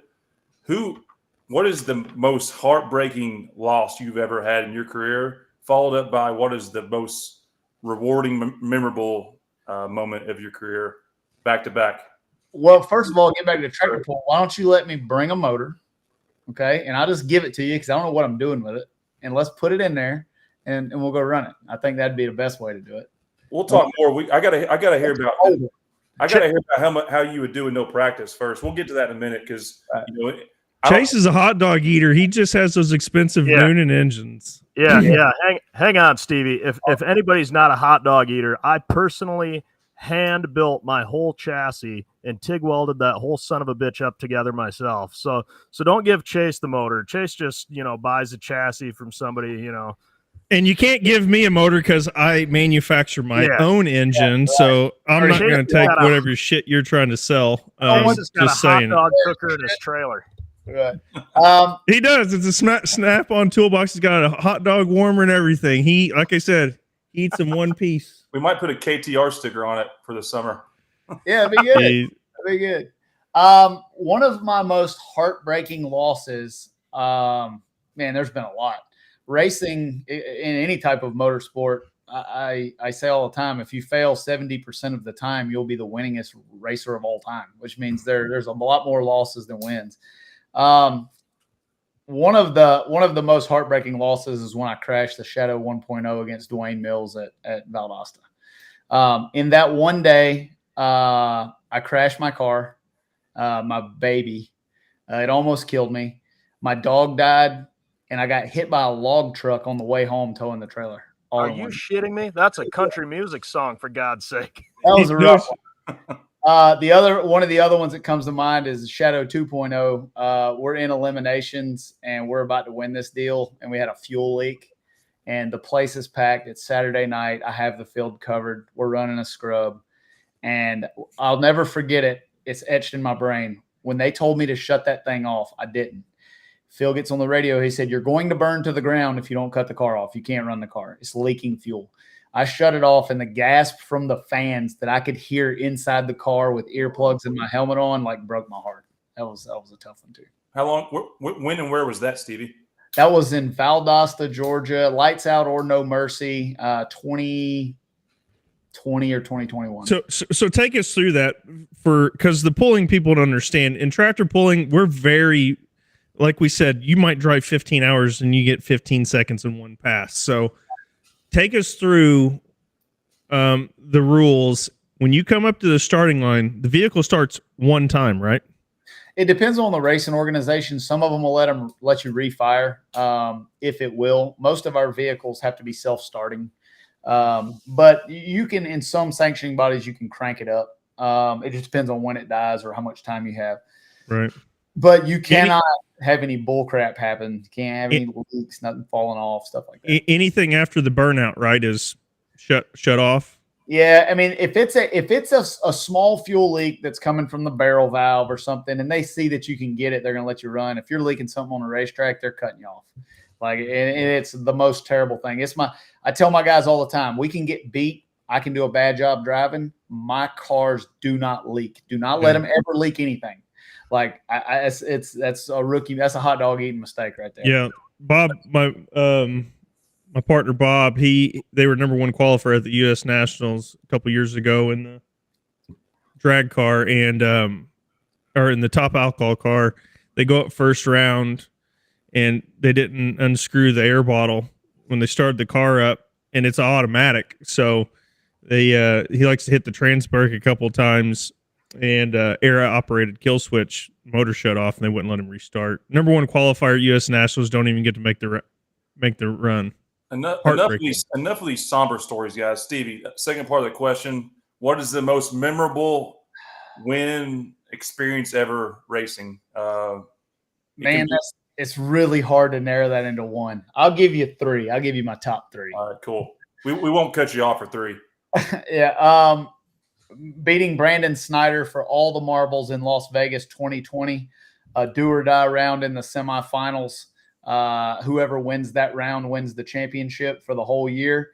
That was your second of the back-to-back titles, right? That was the second of back-to-back NHRA Pro Mod championships.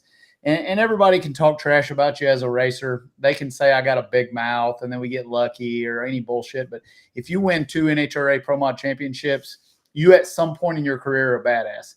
And that run in Vegas, it was separated by 4.5 thou at the finish line, and my team was clicking. And that was just one of those days you know you had to do it, and you know you did a good job. Number 2 would probably be my first U.S. Nationals win with the Shadow 2.0. We went into the fifth round now of qualifying. They gave us 5 rounds that year, not qualified. Managed to get in at the very last minute in the end of the field and ended up running the table and winning the race. That's probably number 2. And then probably number 3 is winning Sweet 16 in 2021 with the Shadow 2.0. It was the last race we won with the Shadow. We were getting our ass kicked the whole race. Everybody was talking shit. The rules had been all paid for, and the slow charger guys had 600s advantage on us. And we just smashed that man on a whole shot. He outrun me by 600s, and I loaded him up by a couple thou, and I was 005 on the tree, and that was a good one too. Thanks for the recaps. I assume you put those in order, first through third. So we won't make you dive any more into the. There's 100 of them. If you get into the grudge racing world, we can go on forever. Beating people for hundreds of thousands of dollars, beating people for free, scaring people out of the sport. I'm about to run somebody out of drag racing right now that I'm working on. Tell me about that. Well, sometimes it's hard, folks. Okay. Sometimes it's hard to get folks to compete against you because they're scared they're going to lose, and that's where we're at now. And sometimes you just got to keep beating them until they quit, and that's what we're working on now. Are you I think I know the answer to this, but are you the originator of the Gap? Yes. Everybody that's trademarking the Gap, Mind the Gap band, all that, 10%, StevieFast.com. I've seen there's been a lot of people that have been copying that. Back promoting going on. We were the original Gapanese. We were the Gap-ors, not the Gap-ees. We were loaded folks up for a long time. So that originated back in the late 90s. We're going to save a lot of those stories for your next appearance on the podcast after you make your pulling debut. So don't spill all the stories at one time. Stevie, I didn't mean to seem like a beggar there. You give Chase that motor, you put it in his tractor, you run it a few times, and then you let me know how much cheese we're going to line up for at the 4th event. We'll definitely bet him another one chip challenge. Some grudge pulling, I can get into that. Yeah. How much cheese is it going to take for you to put a motor in a tractor? I don't know. I got to figure out, first of all, there's probably no chance I'd be any good at driving it. All right. Yeah, you would. Let's get into that question, Stevie. What is it like to drive a Pro Mod car? I mean, obviously the red light, all that shit. Let's get past the red light. Whenever you take off and that thing is not cooperating with you, just take us through a Cliff Notes version of how you drive a Pro Mod car the right way. And then we can give you our version of how to drive. Hold the button, hold it to the floor, fucking let it go. Hit a button, hit a button, hit a till that light turns green and press the gas, and then if I go fast, I win, right? Yeah, if you wait till the light turns green, you're not only a hot dog eater. I got the shoots out if you see green. So you can't skip over the starting procedure and the burnout and that process, and skip to the going down the track. Once you've not screwed up all the first of that, the driving the car is pretty easy. It's the thing about our sport that's different is you got another human next to you who's trying to kill you, and 2 or 3 thousandths of a second on human reaction affects the win or loss. And that's a huge part of it. But once you leave the starting line, just say you didn't screw up the burnout, you didn't run over the tree like Jeffrey Barker, you didn't back up and run over your crew guys, nothing's leaking, it's not on fire, and it still has oil pressure, you didn't burn it out at 10,000 and sling the belt off. All that's good. You managed to make it to the tree and you staged it, didn't knock the top bulb out, and you have left and the green light is on. So you have managed to somehow avoid catastrophe for the first 75% of the race. When you leave the starting line in a Pro Mod car, you never know what's going to happen because you don't know which way it's going to go. So like you're over there and you got, if it's an automatic car, if it's a sissy car and you got a button and you pop, and you take go and it kind of takes off.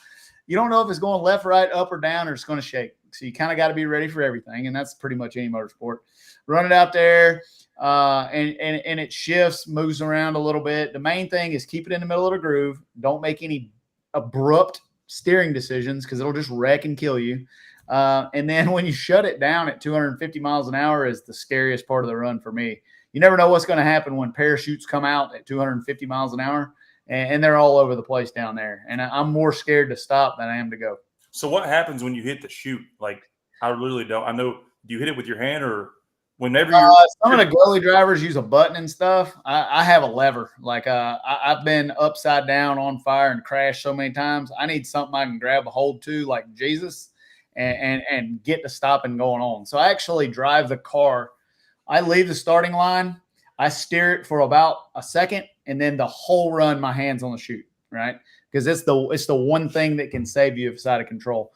But a fast car, like not a turbo car or anything, but like fast, real racing cars like the Shadow, it'll leave the starting line with about 2.5 Gs. It'll pull about 4 Gs in the middle of the run when it's crushing the field by 300 or 400s. And then it pulls about a -4 to 6 in the shutdown. So down there, if you got a KTR motor, you're still pulling about 2.2 Gs. If you have a other 3-liter engine company, you're pulling about 1.5. But once you get down there with the KTR motor, you got about 2.2 to 2.5 Gs, and you hit the chutes. It's about -4 when they hit. So it's a 5 or 6 G swing. It'll get your attention. So I'm just repeating what I heard. No offense to yourself or any drag racers out there. If you can get to the staging lane and not jack anything up, it's not that hard. You just got to hit a chute, right? That's not what I said at all. You missed the whole being on fire, upside down, wrecking, hitting the wall, and spinning out thing. All right. So a good friend of mine in drag racing, you probably know him. He always says that in Pro Mod racing, cars don't wreck, drivers wreck cars. And we could probably say the same for us in the mini rod class. What is meant by that? Well, I mean, the 90% of all crashes are always caused by drivers. I mean, there's always the time that something breaks. The rear end floater comes off, the tire blows out, or you run over some oil. But 90% of the time, bad decision making is what crashes a race car. And I've done it. I have pushed too far. I have I see some stuff in the chat. I'm about to get the chat fired up. We're getting attacked already. Yeah, I see a lot of shit getting thrown up over here. Over here. But most of the time, drivers make the decision to wreck the car. And you can, if you're honest with yourself, you can always look back and in your mind, you made a decision when you knew that you needed to stop and didn't, and you crashed the car. I've crashed a lot of them. I've been on the track almost 7,000 times. I probably crashed 15 or 16 times, which is a pretty good ratio, but it's still some wrecking. And I would say nearly every time I crash a race car. So the statement of drivers or cars don't wreck themselves, drivers wreck cars, you would agree with that? 100%. Guns don't kill people. I kill people. Like, just that's what happens. What do you know about driving a mini rod pulling tractor, Stevie? Just do you know anything? Because do you have any idea? No, it's zero. I don't know how they work. I don't know if it's got a gas pedal or a gas handbrake. I don't know anything about it. Well, that's a hand throttle. That's a good start for your pulling career. If you all right, okay. Hold on a second. I want Chase to explain to you what it's like to drive a mini rod. Chase, walk him through what it is. Of a clean sheet of paper with me having no idea how to do it. Chase is going to tell you. Okay, Chase is going to tell you real quick. Go ahead, Chase. You did all the hooking up to the sled and stuff. You got no, because apparently I can't drive out there and back up the sled, put the shit in forward. I want to hear from Chase how you drive a mini rod. There's more to this story, Stevie. You'll love it. We could probably get a clip up as I tell a story. So, I'm sure he would. He's got it on standby at all times. I got to. There's happens to be a picture of you with your head between your legs, maybe pleasuring yourself at a pool because you didn't tighten up your belts tight enough. Yeah. Well, you got to explain this to Stevie. Chase went on a bit of a rough ride, and he doesn't like to tighten his seatbelts very tight because he doesn't care about his safety. And his head was pretty much laying right in his lap. So in his own ass, he had his head in his ass. Arguably, his visor was up, and there was a certain appendage in his mouth. We're not quite sure. I think this Jamie Eason guy would agree with it, with all these nice comments he sent to us. And by the way, we're having fun here. You guys only run about 15 miles an hour. No. Oh, hang on. We're gonna actually, you know what we're gonna do, Stevie? We're gonna get you up there. We're gonna get you in a fire suit. We can get your social media people up there videoing you, and we're gonna start it and say, "Go pull," and see if you see how it goes. No shit. So I'll go get me a 1-layer suit from Summit, and I'll hook into that thing, and I'll run the 15 mile an hour straight down through there, buddy. I love it. All right, I love it. We got. All you got to show me is where the R and the D is, and then the gas pedal and the brake. The D's in the pants, dude. The R is in the right hand. So literally, we have a manual starter. Engine fires. Some of us have a foot lever, others don't. But you put it in forward, you pull out on the track. You got a backup person. It's not totally the same, but pretty similar. You got backup girls in boots and stuff. Or I have my wife is the best looking. Anybody wants to argue that? Go ahead. You look like a turbo car staging in reverse there. Hang on. Backstage. If you're looking at the video, he's got it. He's running the video in reverse. Backstage. Put it on pause. It looks like you're pumping that thing into the. No, you know what? He's not showing you is about 12 inches to the left side of that tire right there is a chalk line. I was worried about making sure that shit's lined up to go straight down the track, and I may have forgot to put the shit in drive. Yeah, I don't know how many fucking times I got to tell the story here. Chase just keeps bringing the shit Adam, let's get Stevie what he wants, and then you can explain yourself. Okay, then I'll explain how to go down the track. It's just I don't know if you start it up, you drive it, back it up, everything's pretty easy from there on, except you got to drive the fucking thing. Right. So your little blowers at 20 or 16 or 18 over, Yeah. These things are like 45% over, a little bit more responsive. So let's take them through the whole process. You get out there, someone backs you up, and prior to that, you have someone. A big strategy in tractor pulling, Stevie, is you have how wide is the track, guys? Probably 45 feet. 45 feet, and you can put this sled anywhere on that track. And like as we were talking about, like asphalt does, but like this dirt is very unpredictable, and it's a big part of strategy is getting the right lane. So you choose where it is. Pull out there. You got your backup girl. Me and Ty don't have backup girls. Adam has a backup girl. You get back to the sled. You put her in gear. Sometimes some guys forget to put it in gear. I won't talk about that right now. because once you get backed up, they put a chain in and literally they push you up by hand to get the chain tight. All right. And then once the chain's tight, everyone's good. Green flag. You get all your shit ready to go. And everything is hand control with the throttle. So your right hand is your throttle. Forward is forward. Forward is forward. As you're getting on the track and everything's your right hand. And it's really just the ass. You're feeling it from your ass. And you're controlling the vehicle with your left and right brakes. So depending on where the tractor's going, like some classes are different, but our class is so lightweight, like you barely touch that brake and you just steer the thing all the way down the track. So if you're going left, you want to get back right, you touch your right brake, but you do not like a drag car. Nothing is you don't do anything aggressive because they end up on their side. But literally, you drive it with your right hand, you steer it with your feet, and then that's pretty cool. Yeah, I mean, just in speed and time is irrelevant in tractor pulling, but everyone that's a good puller will tell you whoever gets going probably to 100 feet the fastest on a 350-foot track is probably going to win.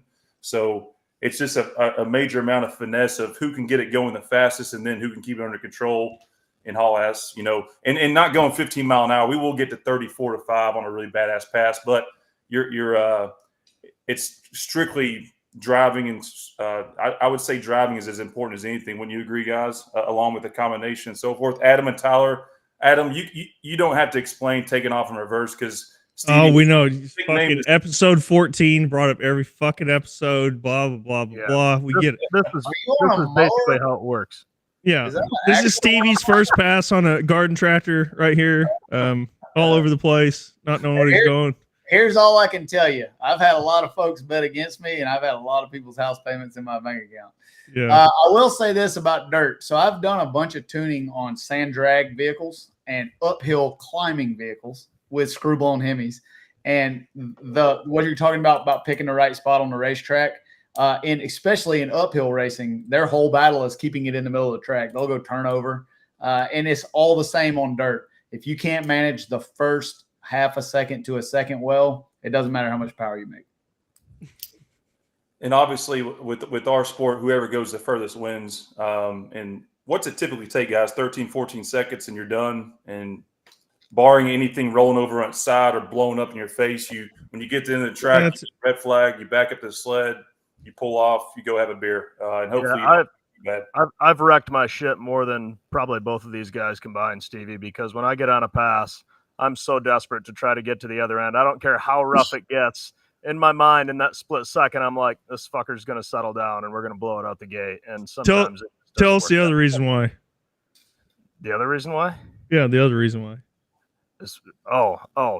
Yeah. Maybe I'm a hot dog eater because I'm poor as shit. I can't afford to do this. So I work on it. I help build it, but my dad pays for everything. He runs one as well. So I'm kind of a piece of shit from that standpoint. So I'll take that. No, you're not a piece of shit from that standpoint. I'm just saying. The other reason why is because like you said, you're holding on. You want to see what the king. I fix it though. When we wad that chassis up, I gotta freaking cut all the tubing, and my dad helps me. But we TIG weld that son of a bitch back together and go out the next week and go. So Stevie, do you ever drink Tito's vodka? Yeah, on occasion will indulge in the Tito's vodka. So Tyler's family, the place that their family owns, built the filling machines for Tito's vodka. Yeah. Hell yeah.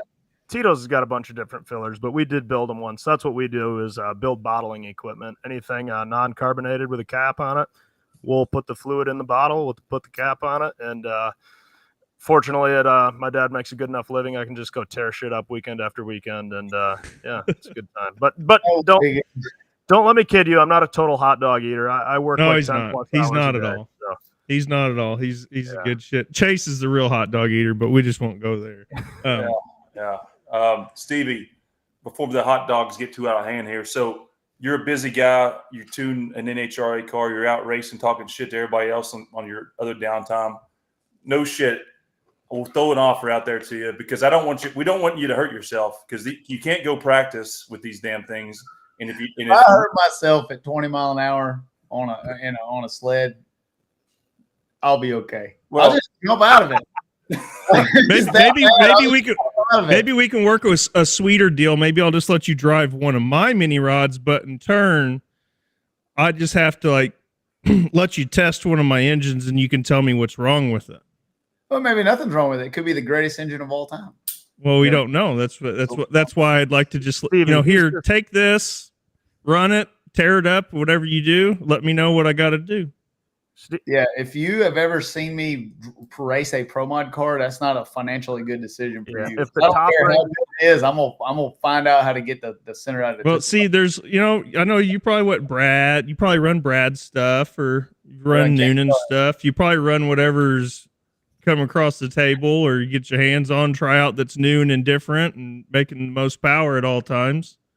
I'm the guy that does that for my engine, so right. We don't get very much love in the pro mod class. I hate to say. I threw a Rick Snavely comment out there. I think somewhere in the 2014, 2015, one of those Turbo's direct car. Remember that? Oh, yeah. I remember when they brought out the Minor Brothers engine and were allowed to run a 94 millimeter turbo with no boost controller and came out there and made 6,000 horsepower and smashed the field. Yeah. And then the next race, I think they took boost away from it, still ran good. Then they outlawed the engine, which I thought was a little unfair, right? They didn't. Well, anytime you come out with a 5-inch bore space engine and everybody else. It's not. It's a 4840. Well, it's a wedge. It's a 4840 wedge. It's a great engine. But anytime in any of these classes, when you have something and you have the only one of them, they're going to ban it. I mean, but they let the 4.9 Noonan in though. Here's what I'm saying from a guy who manufactures the engine. They let a 4.9 Noonan in, but they threw out the 4.840 guy. Like, I'm a small engine business guy. It kind of irritated me. Well, it's okay. There's a lot of politics in drag racing. They will do that to you time and time again. Yeah, that's why we just chose to, we kind of avoided situation. Like they let us back in here a few years ago, and I just really haven't pursued it much because we're so busy in the tractor pulling world with, we got a bunch of stuff out there. But no, that was kind of a joking, but not joking, standing out. You could drive one of my tractors. I would like for you to test one of my engines and give me good feedback is all I'd ask. Stevie's got to tune it though. If the top ring is loose, give it another absolutely. I've actually ran this across Chase. I don't need to know what compression you want. I don't need to know what camshaft grind you want. I'll give you the parts to put the engine together. You put all that shit together, run it like you think you would. Tell me what's wrong with it. All right, so Stevie's got to take one of his motors, put it in Chase's tractor. Adam's going to take one of his motors, give it to Stevie. Stevie's going to burn that sumbitch down, melt pistons, crush the thing, and then Stevie is going to tune the motor in Chase's tractor and come mini rod pulling. We'll give Stevie like 3 passes on a track. We'll even let him practice. Come to an event, and we'll get some cheese out and we'll run. But here's the thing. Saying that we could do that in 3 passes is ludicrous. I have no idea how to tune that thing. It would take. I'd either have to look at you guys' data, or you'd have to, or it would take. What data? Chase will give you all the data. Well, I'm saying, I don't know if that thing needs 20 gallons of fuel in it or 10 gallons of fuel in it. All right, put 10 in it. See what it does. Again, we don't want you to kill yourself, so I think just better than that. I just want to drive one of yours. First, let's start with the easy thing. Yeah, I will say this: when you talk about you're feeling the thing with your ass, what makes a good door car race car driver is that they got a good ass or not. And I tell guys when I'm teaching them how to drive, if you can't feel the car in your ass, if you don't know what's happening with your ass, you're not going to be a good race car driver. Way before your brain knows what's going on, your ass knows what's going on. All right, Stevie, you're in good thing about a mini rod is you literally sit on the rear end, or most of us sit very close to it, except for Tyler. His nutsack sits on the Stevie, I wrap my legs around the motor. My genitalia. Can we pop up a picture for Stevie to see it? The clutch can. And then one organization, Stevie, wrote a rule against it. And they wrote a rule 30 days before an event and mandated it, an event that I was invited to, telling me that my feet had to be inside the main frame rails and able to compete at the event. That doesn't sound OJ, safe. you going to throw a picture up of Tyler's tractor? Yeah, thank you. Anyway, fun stuff. I'm wondering, Stevie, you have talked in interviews about how everybody needs a nemesis, everybody needs an enemy. You've got a big mouth on you, and I feel like that has made your character and your persona what it is today. how much more of that does the Nahara world need to bring it to levels like in social media, like what grudge racing is, where everybody just shit talks each other 24/7. I feel like you get an NHRA and people are like, man, I got all the respect in the world for that guy. We just had a better day on race day. Like, does the one separate it from the other? How does that work? The problem with, I don't want to say the problem, the difference with the NHRA or professional level of drag racing versus grassroots is all of those guys hate you too. They're just too big of pussies to tell you. So they like to swirl around and talk about you behind your back and buy the rules and legislate you out of competition while they smile at you at your face and shake your hand. In grudge racing and some of the other stuff, if they don't like you, they just tell you that you're a piece of shit and they don't like you. So that's the real difference. All of them hate you. It's just they're a lot more sneaky about it over at some of the Nahara and some of the other professional deals. With that said, I think that the sport now and all the levels is embracing more of telling the truth. There's a lot of folks that don't like me because I say the truth all the time. And if you'll find out in all of life, everybody loves you until you start telling the truth. And when you start telling the truth, you're going to make a lot of enemies really fast. But with that said, you know, I don't make a living. I got plenty of friends, and I got about 2. So I think that the sport needs more people being honest about how they feel. We have plenty of rivalry, and we have plenty of folks, guys and girls, that hate each other and want to really kill each other, but they're just too scared to talk about it. It's easier to just talk about behind their back. So what we need is everybody grow a pair and say what you really think one time. Yeah, I feel like that's what tractor pulling needs, because everybody's way too polite to each other other than us three as a whole. Everybody's just, I got all the respect in the world for those guys. And it's boring. Like, as much as we hate the Street Outlaws, Sesame Street Boys, I feel like that's the only reason people watch them, because they're just thumping around, bickering all the time, and just being slow as shit at drag racing, right? Yeah, that's some terrible paint drying shit right there. Stevie, you ever All right, I got a question politics? for you. Oh, go ahead, Chase. You ever thought about going to politics, Stevie? I would be a terrible politician. I have way too many skeletons in my closet. When they started digging that in there, I would never, ever be able to run for office. Half the country would love me, and the other half would assassinate me. So it wouldn't be too good. All right. We're winding it down, Adam. I know you got a question. Last 10 minutes, Stevie, thank you for coming on. It's been a great show thus far. By far our biggest show. Shout out to your Shake and Bakers and drag race people. Adam, you fire away a question. We could probably get something worked out with Stevie. I got kind of 2 here. It's kind of a 2-part question. I like to ask this for people that you know, travel up and down the road a lot. But the first part of the question would be, you know, race is over. All the fans have gone home. You guys have kind of put up stuff for the night.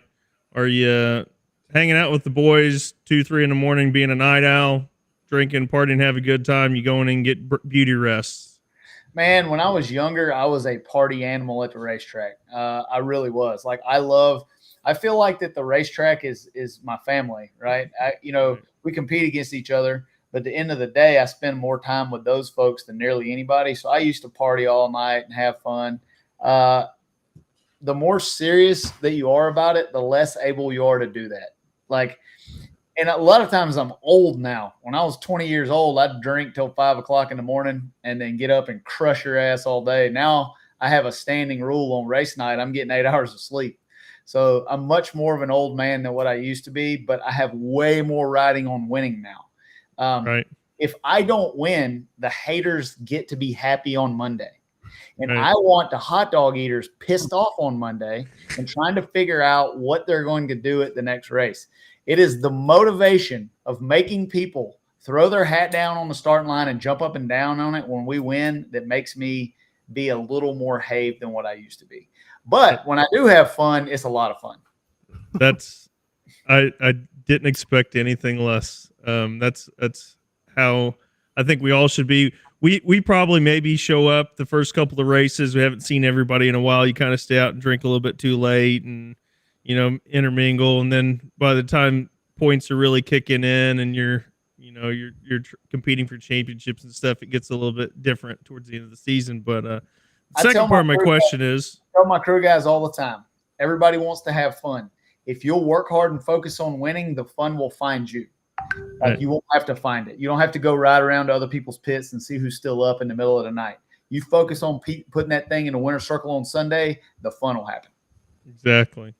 So second part of my question is just, you've traveled, you've been racing for a long time. Do you have a particular funny or interesting travel story?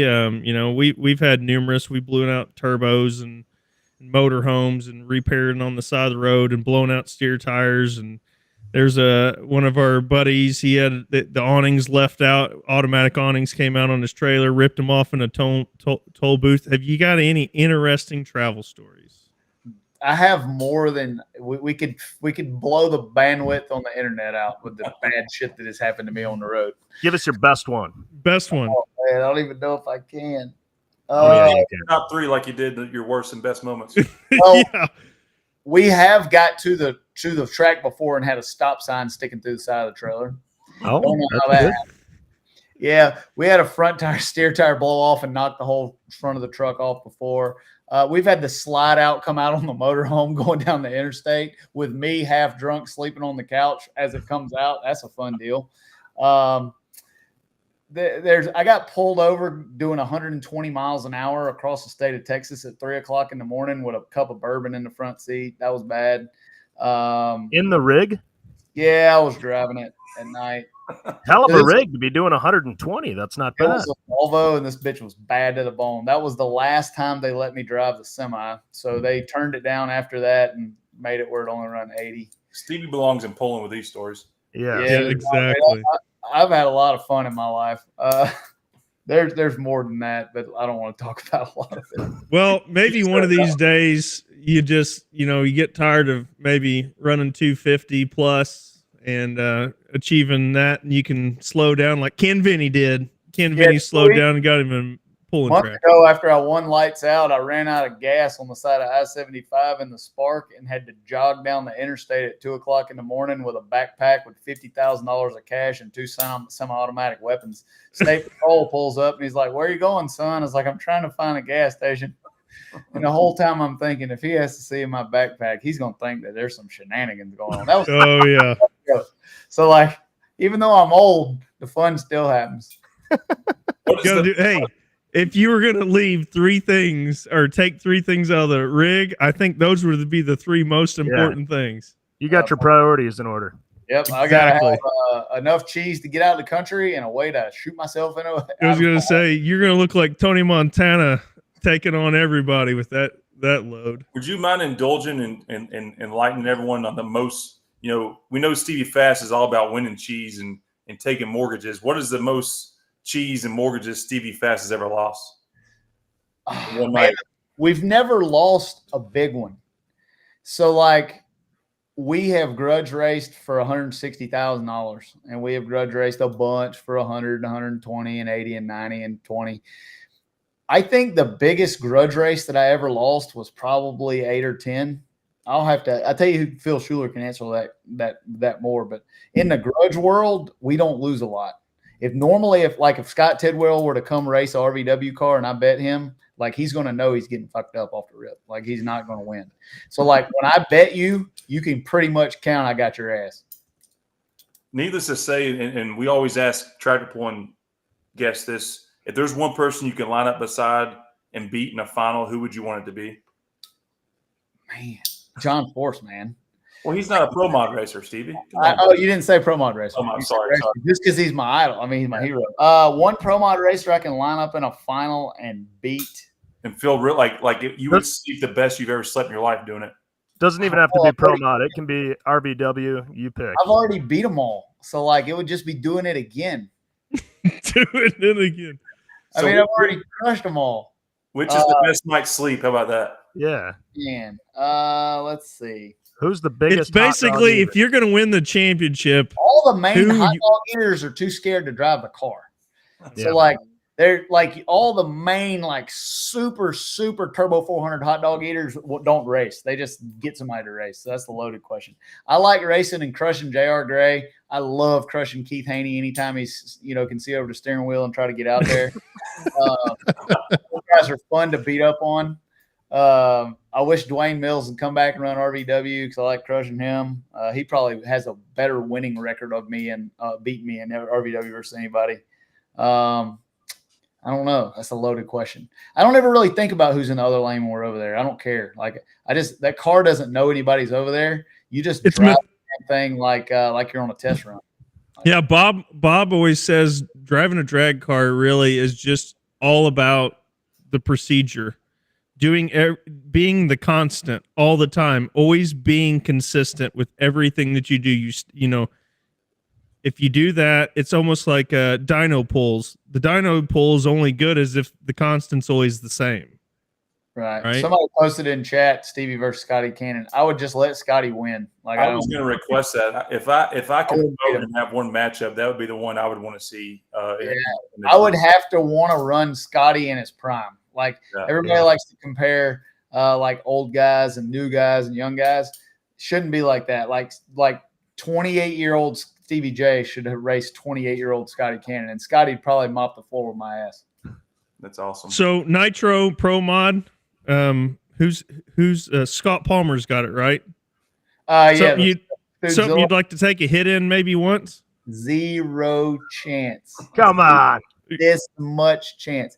If you guys have ever seen a 11,000 horsepower nitro motor blow up and you want to have that between your nuts, that's crazy.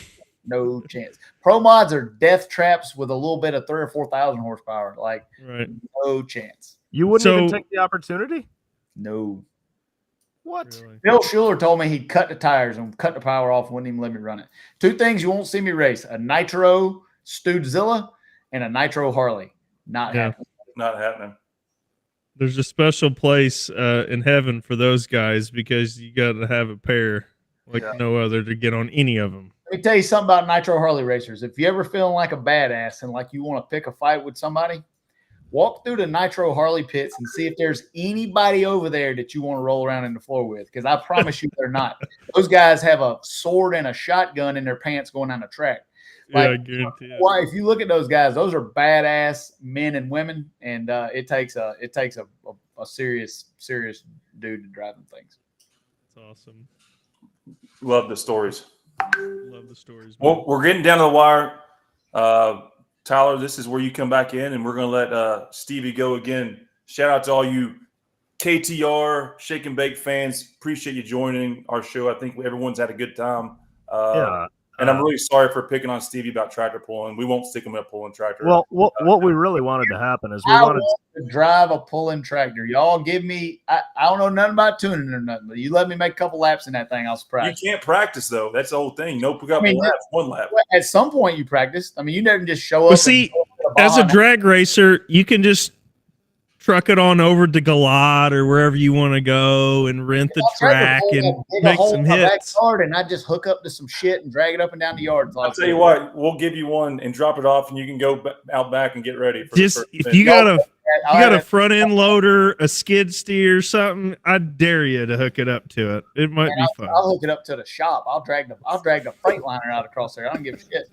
All right, Tyler, we're getting to the spot. We got to get this wrapped up. Yes, we got to take Stevie up on his offer maybe here in a minute, but get to the. We got to get to a little segment, Stevie, called Two Truths and One Lie. And that means you're going to give us three statements, two of them being truths, one of them being a lie. And it's going to be up to us three to decipher which one is the truth and which ones are the lies. All right. Or two truths and one lie. Yeah. I got it. I'm actually ready. Give it to us, Stevie. All right. Three things. Well, you got to, at the end, you got to let me tell the story behind them. Of course. Okay. We sure. Fans guess too. All right. The first one is I have a cat with no name. Got it. The second one is I fly an airplane with an excellent safety record. And the third one is I electrocuted my best friend. I'm going to go the first one's a lie.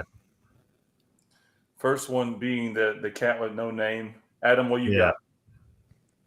I'm going to go number two because I do think he flies, but I don't think he's have a perfect flying record. I'm going to go with number three. You electrocuted your best friend because you just said a few minutes ago you only have two friends. So, so all three of y'all pick different ones. Yeah. Yep. So Tyler's got the cat, no name. Adam's got what was number two? He's got a fly. The pilot. I do believe he's a pilot, but I don't think his record's perfect. Yeah, and I got the best friend that has an excellent safety record. And I got the best friend. Excellent safety record. Okay, yeah. I got the best friend that doesn't exist. You electrocuted. So we're all in this. Maybe we can. Hey, can we do this in one chip challenge ship for this? Maybe? No. Okay. All right. Chase might lose again then. The lie is that I fly an airplane that has an excellent safety record. I fly the most dangerous plane known to man. I do have a cat with no name. It's named Kitty. And I electrocuted my best friend when I first got a 44 amp magneto. I didn't know how it worked. And my best friend, Joe Davis, who is not a car guy, we were trying to figure out where a misfire was. And I put a spark plug in there and fired that bad boy up and told him to hold it in the palm of his hand. And if you've never been lit up continuous by a 44 amp mag for a period of time, it was awesome. To this day, he will not go to the racetrack and will not stand around a running blown alcohol engine. Is he alive though? He made it. He is alive. He's at the Masters today. But I've never hold one continuously. We were looking for the same kind of thing, like what was going on. Reached around, touched our kill switch, and got lit the fuck up. Yeah, Hot. There was a tractor that wouldn't shut off at the end of the track once, and the throttle was just kind of stuck open. And I ran out there and I pulled the coil wire on a running motor, and that lit me up pretty good as well. Yeah, it was pretty good. And like every time that thing fired, like he's like flopping around like a fish. And Joe Davis, if you're watching, I'm still sorry, man. But Joe Davis, now, this is how you know you got a good friend. He was with me through all the early shit. I built a S10 truck and put a big block Chevrolet in it, and it didn't have a seat. And we got on 5-gallon buckets and went and did test passes in the middle of the highway. This idiot drove with me to Myrtle Beach in a S10 pickup truck with a blown alcohol engine with no floor pans in it. Like many times he should have been killed. I don't know how he's not killed. And you wonder why he doesn't go. You wonder why he doesn't come around anymore. Yeah, he don't go to the track or he's never around any automotive. Won't fly me when I asked him to go flying with me. He said, "I've been in a car with you. There ain't no way in an airplane with you." What about the cat with no name, Stevie? So I'm at the shop one night. I finished doing a set of cylinder heads to make the most powerful blown alcohol engine in the world a reality. And then I had walked out of the shop, and it was about 1 o'clock at night, and I heard some squealing, what I thought was a screaming youngin' in the woods.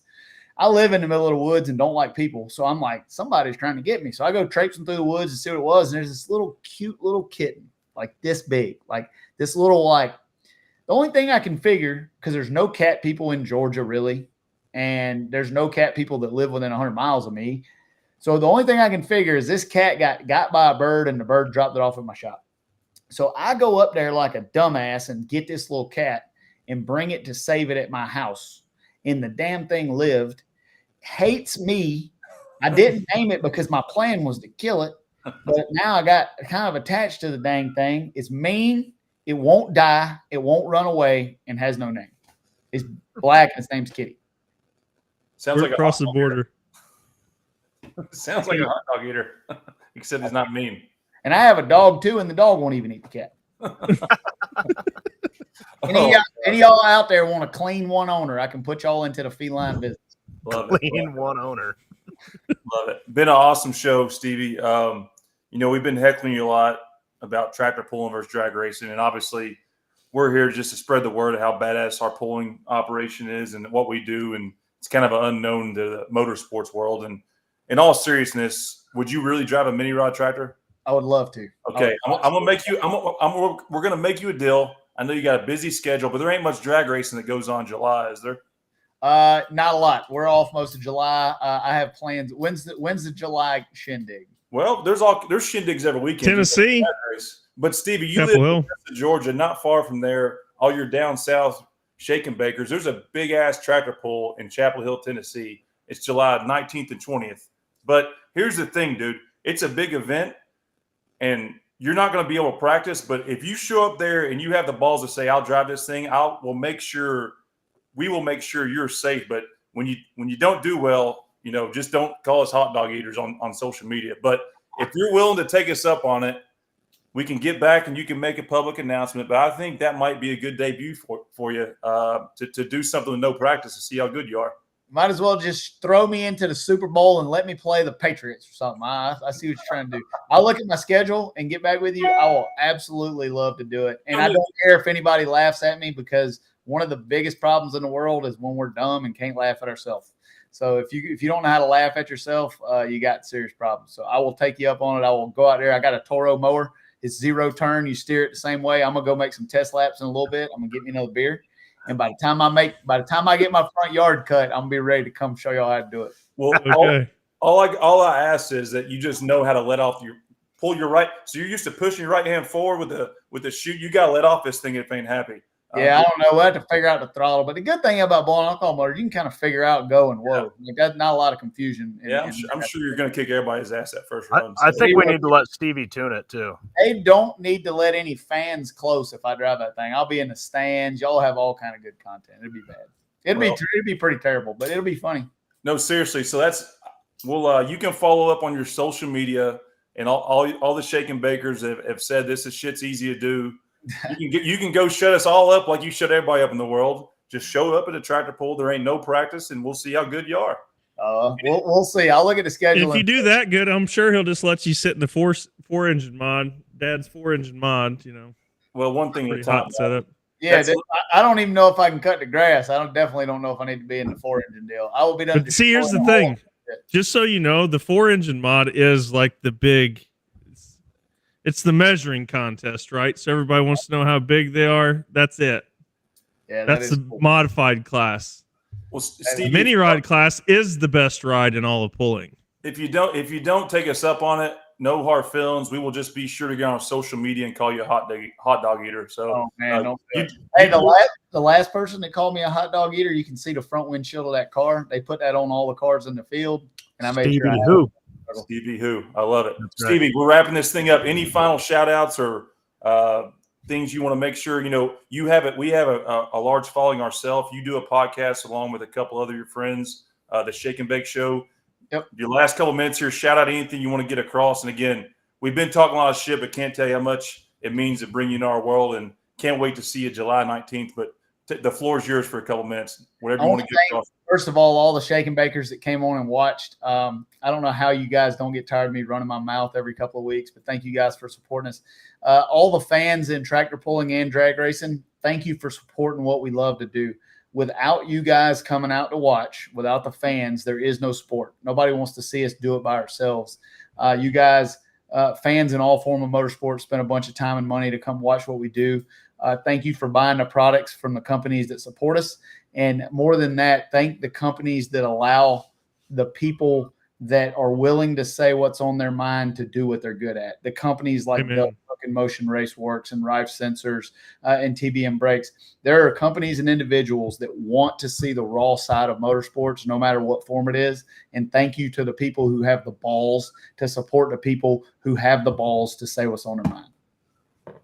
Love it, man. Amen to that. One last thing, Stevie. You mentioned Motion Race Works.